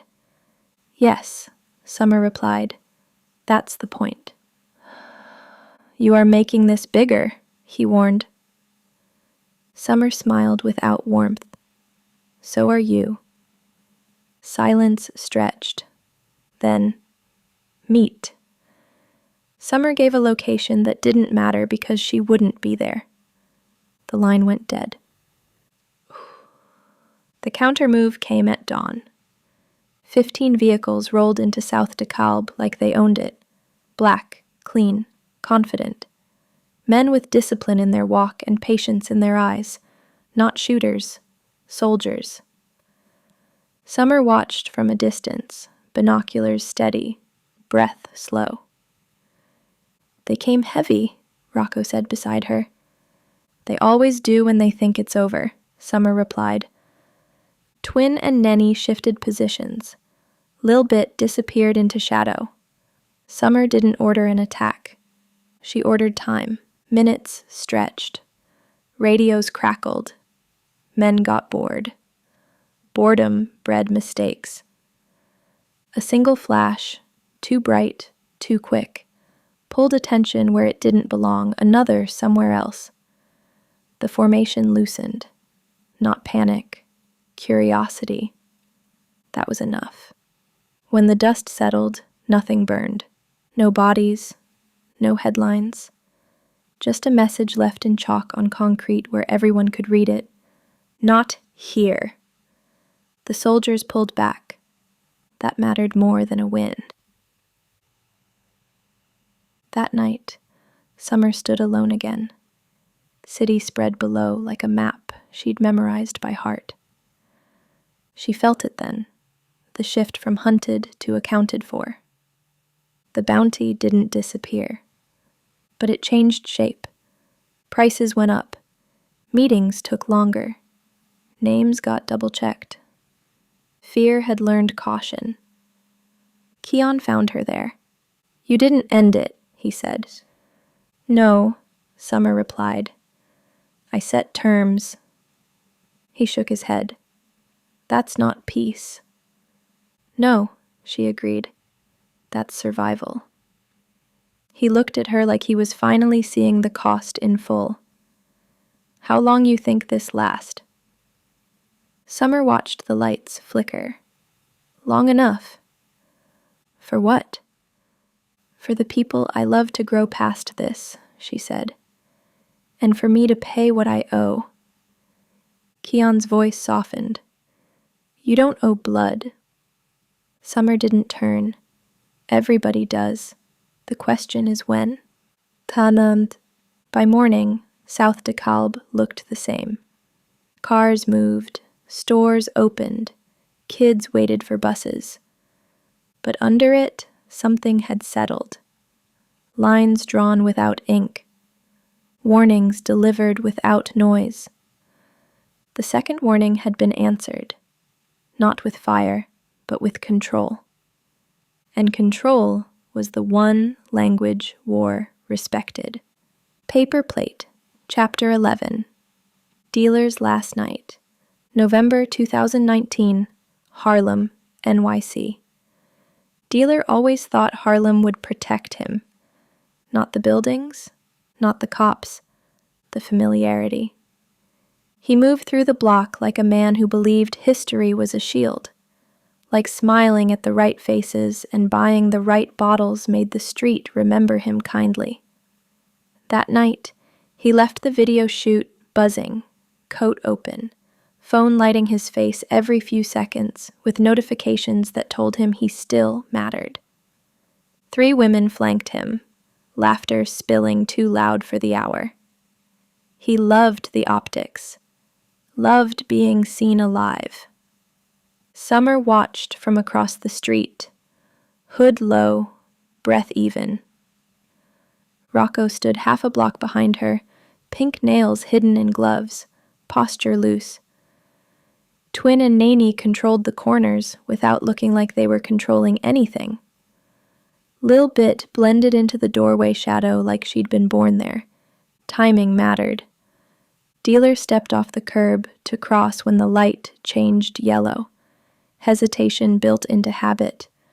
That's when Rocco moved. She didn't rush, didn't grab. She redirected. One hand on his elbow, firm and familiar, like security doing its job. Dealer turned, confused. Irritation already loading. Yo.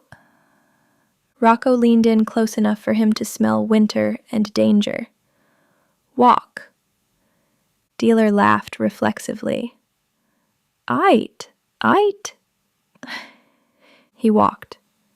The women didn't notice until Summer was already between them and the curb, palm up, voice calm. Stay, she said. Something in her tone cut through champagne. They stayed. Dealer realized what was happening right as Rocco's forearm pressed into his throat and the night folded around him. No screams, no scramble. Just a door opening where there hadn't been one before. Hud. The trunk shut with a sound that felt permanent. Dealer kicked once, twice. Rocco tapped the lid. Relax. You'll need your breath. Summer slid into the passenger seat, eyes forward. The engine rolled. Harlem passed by like it hadn't just witnessed a disappearing act. They drove 10 blocks before the city forgot them.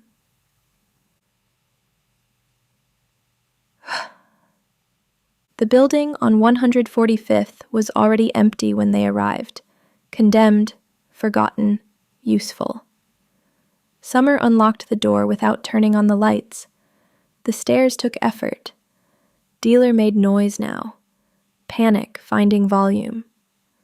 They dragged him to the room where the windows faced brick and nothing else. Chair, rope, silence. Dealer's bravado came back fast once he realized where he was. You stupid, he said hoarsely. You think this end me? Summer took off her gloves and set them on the table like punctuation. I think you ended yourself, she replied. Dealer laughed. It broke halfway through. Keon gonna kill you for this. Summer tilted her head. You tried to kill him. Dealer's eyes flicked, just once. Confirmation lived in the small things. Business, he said weakly. Summer stepped closer. Business ends when families start dying. Rocco turned her back to the window. She didn't need to see. She needed to be ready.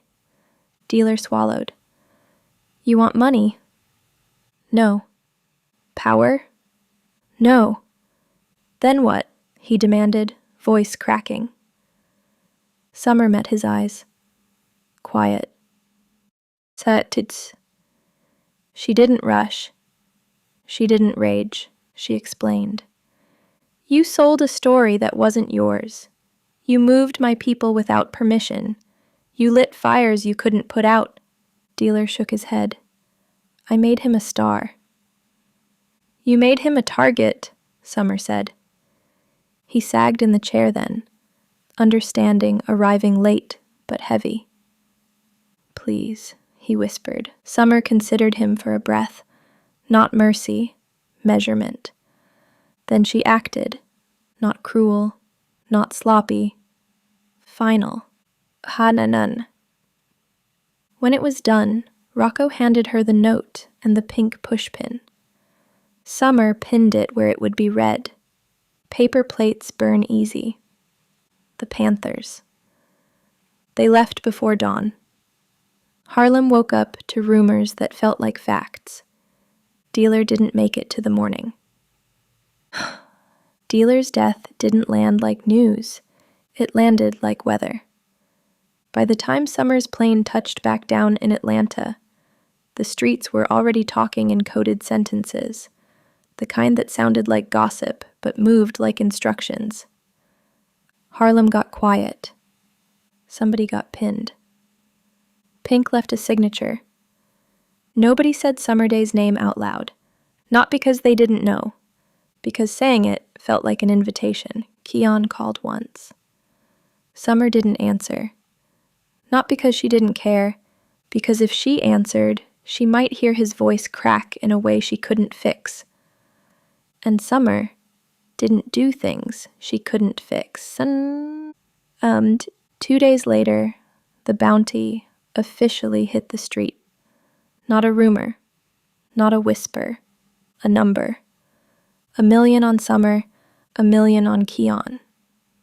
500,000 on Rocco. Summer read it in a text from a number she didn't recognize, like the city itself had sent a bill.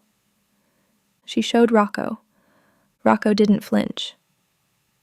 That's respect. Summer nodded. That's pressure.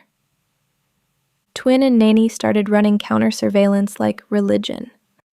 Lilbit smiled like she'd finally found a reason to breathe. Keon laughed when he heard the number. Not happy. Disbelief. 1 million? He said. For us? Summer looked at him. For your silence. For my body. Keon's smile faded. So what now? Summer didn't answer with words. She answered with motion. Verletzen. She moved Mama first. Arizona rehab wasn't safe anymore. Rehab had visitors. Visitors had questions. Questions had consequences. Mama cried when Summer showed up with tickets and a new name. You think I'm going to bring trouble everywhere I go? Mama asked. Summer touched her cheek. Trouble already looking. Harmony and Melody didn't get told the truth. They got told a version that kept their eyes soft. Vacation, Summer said. Harmony smiled. Melody squealed. Summer hated herself for the lie, then told it again. Keon spiraled in the opposite direction. He didn't want hiding. He wanted defiance. Them folks ain't stopping me, he said, recording in the studio like bullets were just bad reviews. You can't kill a wave. Summer watched him and felt fear in a new form, not fear of death, fear of ego. Dealer had been a snake, but Keon had swallowed the venom before Summer ever cut the head off. But then came the party. Compound. December 2019. The kind of club where security wore designer and the DJ played gunshot ad-libs like they were cute. Summer didn't want to go. Rocco didn't want to go. Keon insisted. We can't look scared, he said. Summer stared at him. We are scared. We just disciplined. Keon shook his head. If we hide, they win. Summer exhaled. If we shine, we die. He shrugged. Then let's die loud. That sentence chilled her. Iset. Compound that night was pink on purpose. Not subtle, not tasteful. Pink bottles, pink lights, pink cups, pink streamers like a birthday party for a gang. Someone stacked paper plates to the ceiling like a joke turned into a monument. People took pictures in front of them like it was art. Summer stood in the VIP section, watching strangers dance to Keon's song, screaming lyrics they didn't understand. Rocco leaned close. This stupid. Summer nodded. This suicidal. Keon performed anyway. He hit the hook and the whole club screamed it back. For a second, Summer saw what he saw. Power. Then she saw what she always saw. Targets. Men watched from the edges too still to be partying. Women moved through the crowd like they weren't there for music. Eyes lingered on Summer longer than they should have. 1 million made people brave. When they left, Summer didn't let anyone follow.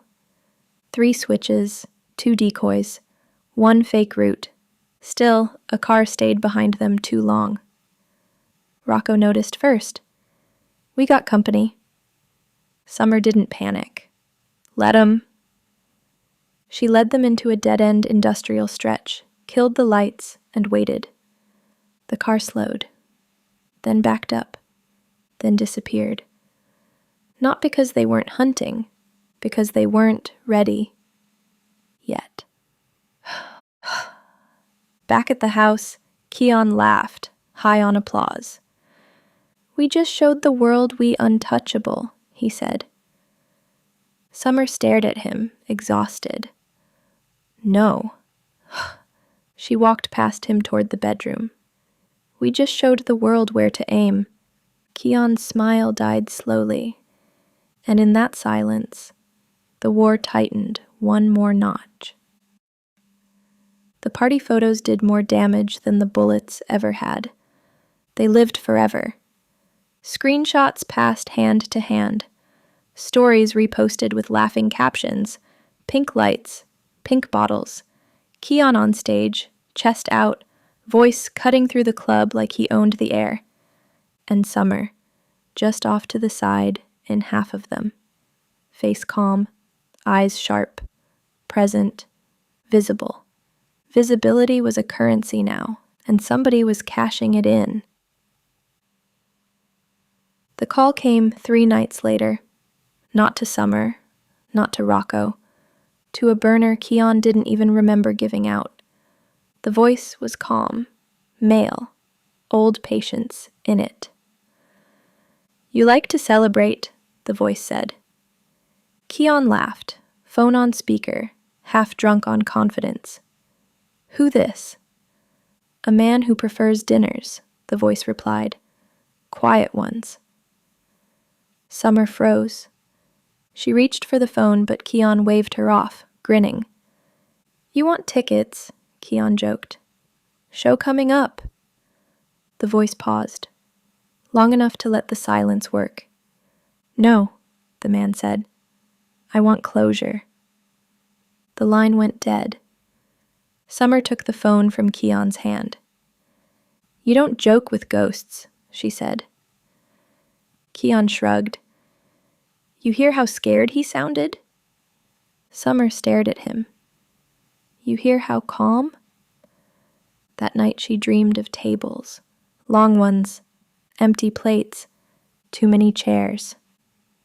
By the end of December, Atlanta felt like it was being prepared, not hunted. Set. Cars stopped testing them.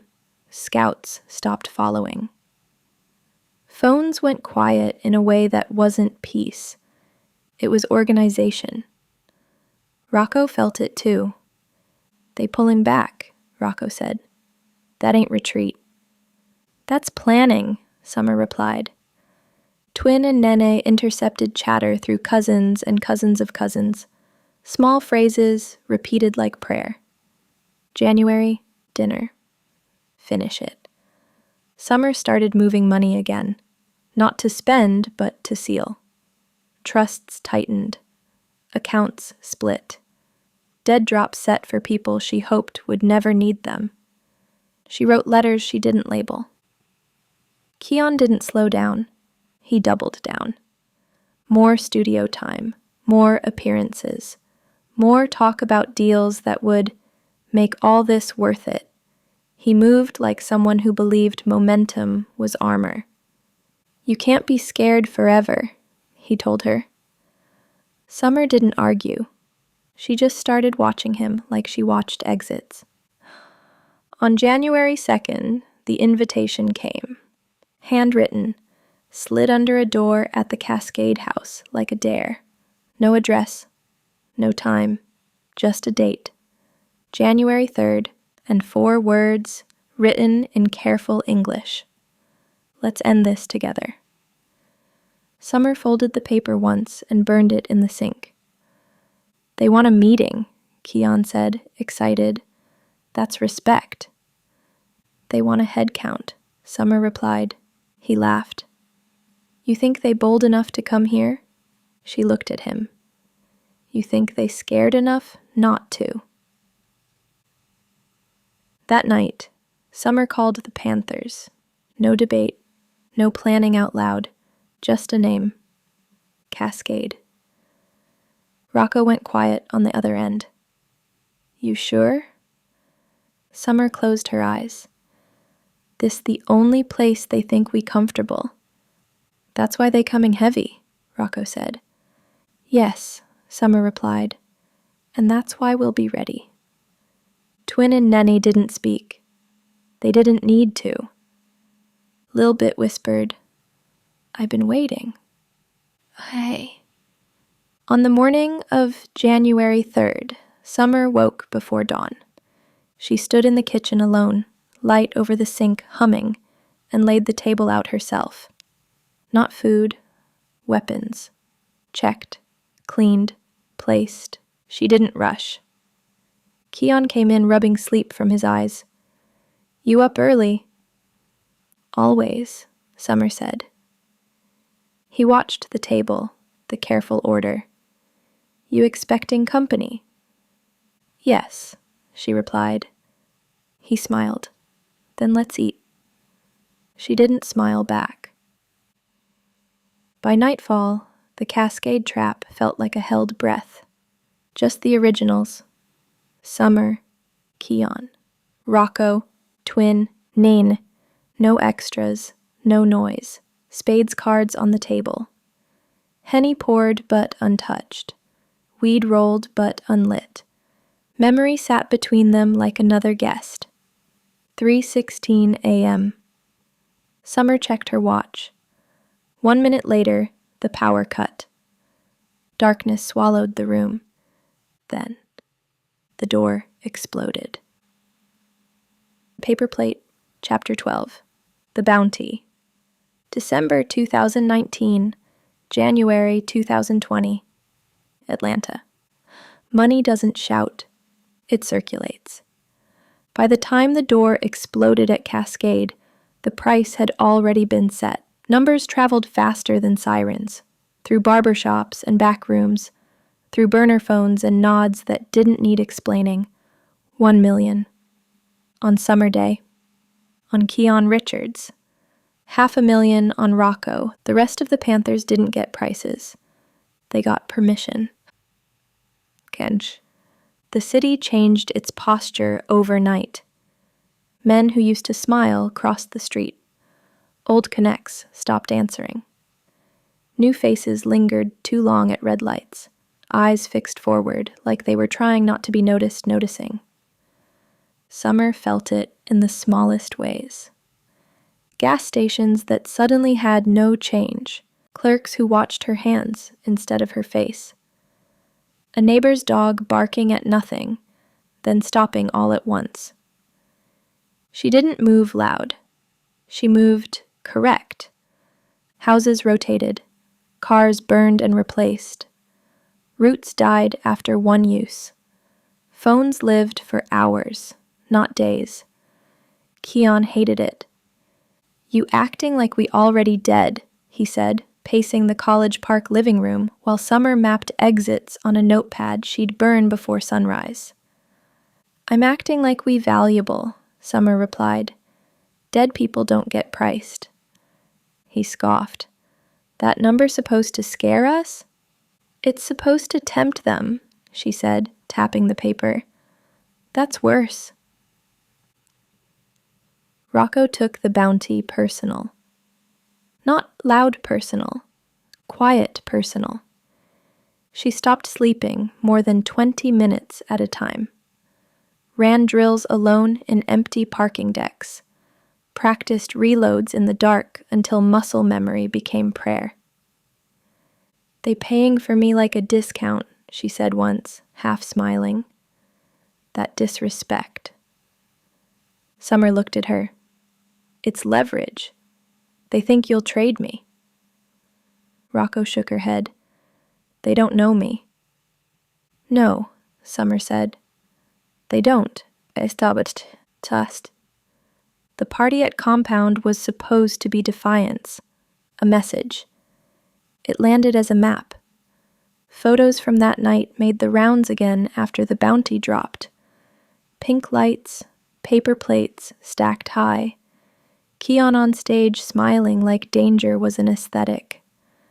People zoomed in, counted faces, traced exits, marked angles. Summer watched the footage once and shut it off. That night will kill somebody, she said. Keon didn't argue. For the first time, he looked tired of being brave. The city chose sides without announcing it. A producer canceled a session out of respect. A DJ pulled the song until things cooled. A security firm doubled its rate when Summer's name came up. Fear wasn't moral. It was practical. The first attempt after the bounty wasn't clean. 2 young boys, 19, maybe 20. Stolen Glock. Bad nerves. They followed the wrong car. Rocco let them get close enough to understand their mistake, then let them go. She took the gun. She took their phones. She took their confidence. Tell whoever sent you, Rocco said calmly, that we not worth dying for.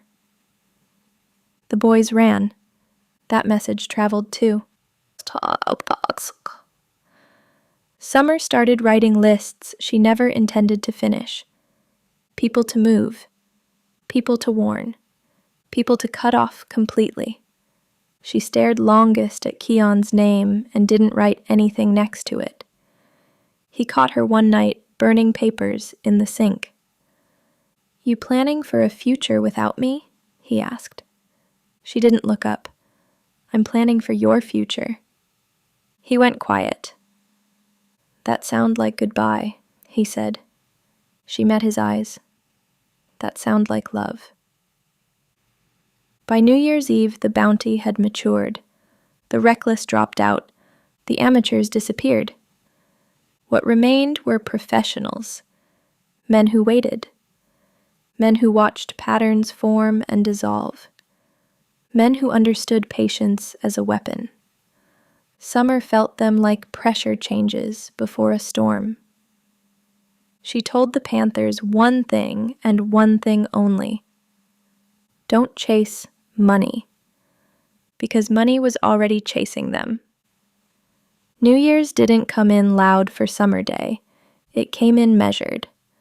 No fireworks watched from rooftops. No champagne countdowns. Just a quiet house, lights dimmed, weapons cleaned and re-cleaned like repetition could smooth fate. At 11:58 p.m., Summer checked every lock. At 11:59, she checked them again. At midnight, Atlanta screamed into the sky without her. Keon stood at the window, phone dark for once. Whole city celebrating. Celebrations mark locations, Summer replied. He smiled faintly. You always gotta ruin the party. I keep it from killing us, she said. They stood there together anyway, sharing a silence that felt borrowed. Santet akantu. The invitation came back in a different form the next morning. Not a letter this time, a signal. A car idled too long across the street, turned its lights off, turned them back on. Once. Rocco clocked it immediately. Twin and Nanny flanked opposite angles without being told. Lil Bit disappeared and reappeared behind the car like the city had blinked. The driver never rolled the window down. He didn't need to. Summer stepped onto the porch, calm as a receipt. The car pulled off. Message delivered. "They coming tonight," Rocco said. "Yes," Summer replied. "They already here." Cascade filled with the originals by dusk. No extras, no new blood, no neighbors invited to curiosity. Spades cards hit the table, slap slap, like time trying to pretend. Henny poured but barely touched. Weed rolled but stayed cold. Nenny dealt. Twin cut. Rocco watched the door. Keon laughed once, nervous but trying. Damn. Feel like Thanksgiving without the food. Summer looked at him. Last Supper energy. He smiled like she was joking. She wasn't. At 2:47 a.m., Summer stood and killed the lights herself. "Why you do that?" Keon asked. "So I know when they do," she said. They waited. 3:02, 3:10. 3:16 a.m., Summer checked her watch. 3:17 a.m. The power cut. Darkness swallowed the room whole. No warning hum, no flicker, just absence. Rocco moved first. Twin and Nene split without sound. Lil Bit vanished into the back hallway. Keon stood, heart pounding loud enough to be a beacon. Then, the door exploded. Not kicked. Not forced. Erased. Wood splintered into the room like shrapnel. Smoke followed. Boots hit the floor in numbers that didn't care about fairness. A KS, 15 of them. Summer fired before thought. Rocco answered.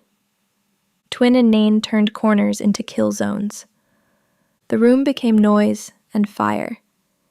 Keon screamed Summer's name and went down behind the couch as rounds chewed the wall where his head had been. Summer dragged him by the collar, shoved him toward the kitchen. "Move!" she shouted. Twin took the first hit.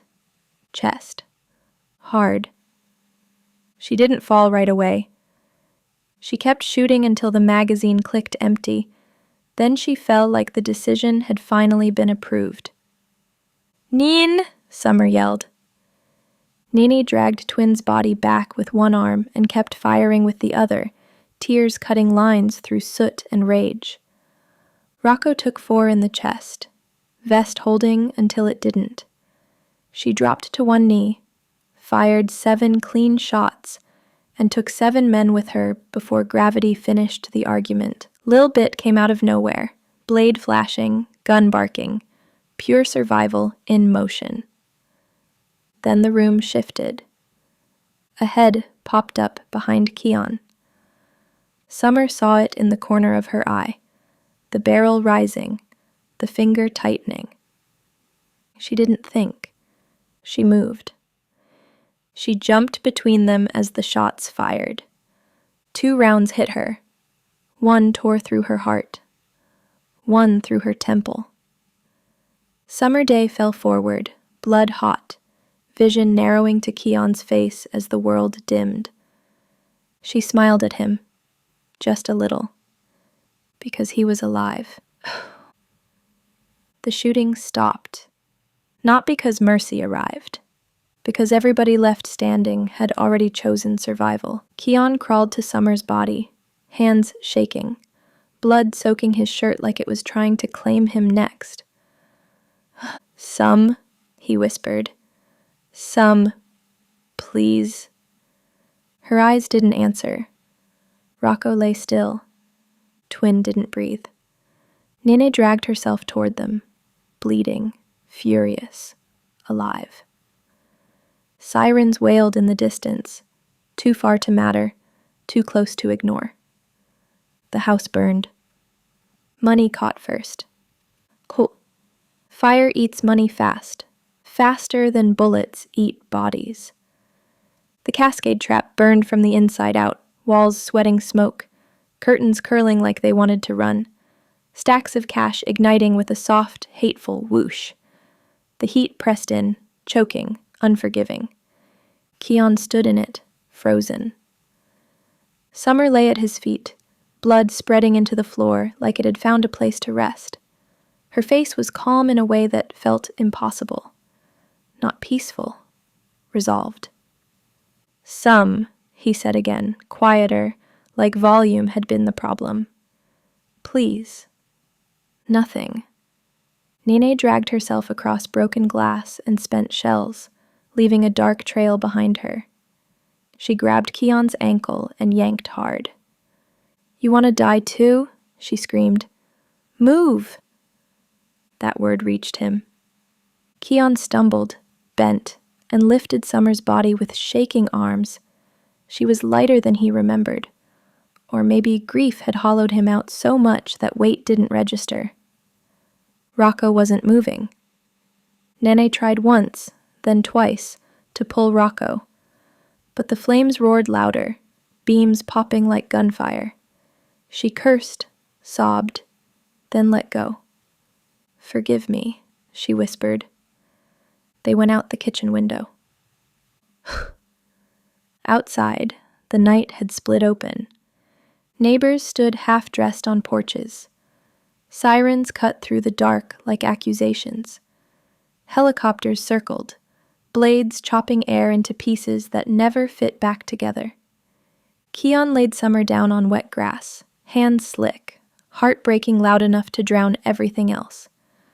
Nene collapsed beside them, chest heaving, eyes wild. They came deep, she gasped. Military deep. Keon stared at the burning house. This my fault. Nene laughed, a broken sound. Everything cost. She just paid first. Ambulances screeched in. Keon didn't move. Nene grabbed his collar. Listen to me. You don't belong to this scene. Not anymore. He looked down at Summer. She don't belong to it either. Nene's eyes hardened. She chose it. Jay. The medics tried. They always do. They pulled Keon back. They covered Summer's face. They asked questions that didn't matter anymore. Rocco was pronounced inside the house. Twin died where she fell. The news would call it a shootout. The police would call it gang-related. The city would call it inevitable. None of them would say Summer Day's name right.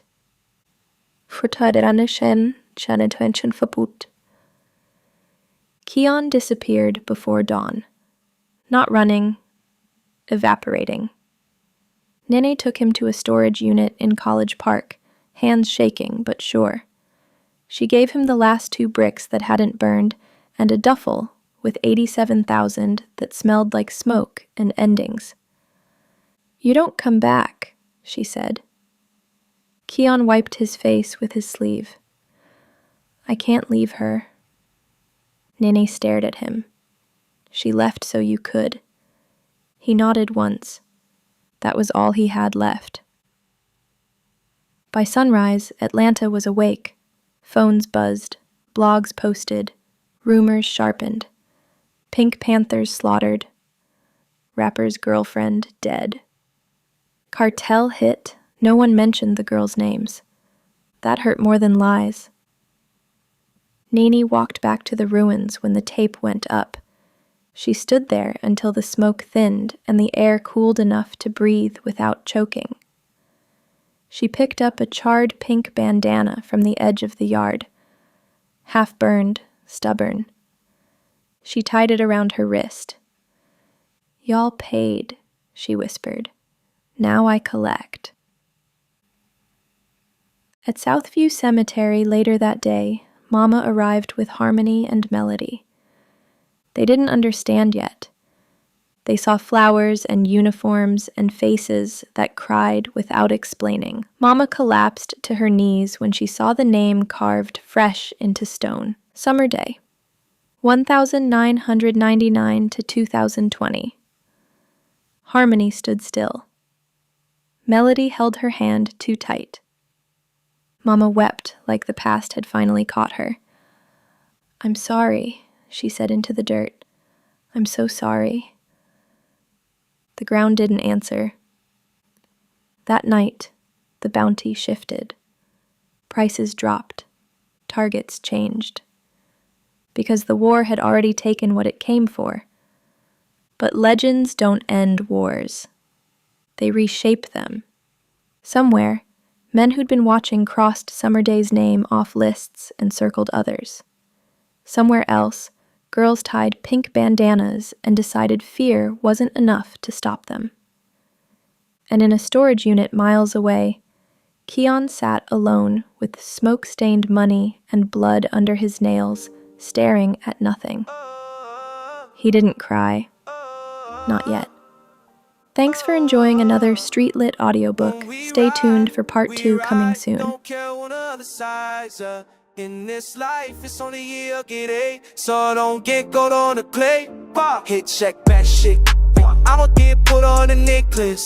All the girls don't miss shit. Top deal, but you give me when it's city. Won't get done is better. Done is better. But tired of gate bang. Darling out the Guinea, gotta play it in my race. Gotta hit it like trying to badge you with my whole cat or 11. Ain't no playing bro style, keep it all baby. Heavy wool, khaki, heavy chestnut, cherry. Stop on one shot, don't need for this. When I get that, it's your Lord, say further. Benny in the bitch, make it diving on the you can see the cover, not a sea in the kind. Nate likes friend, I've been told my dime. Imminence, I just wanna side us. It will, this is for the forehand love. If you wanna be, you taking up a wish you. Let's say you born stump, same Vicky. Oh, you right, don't care what us sides were. In this side, just only here with the hate. So I gon' think, caught on a play. Bitch, she partial.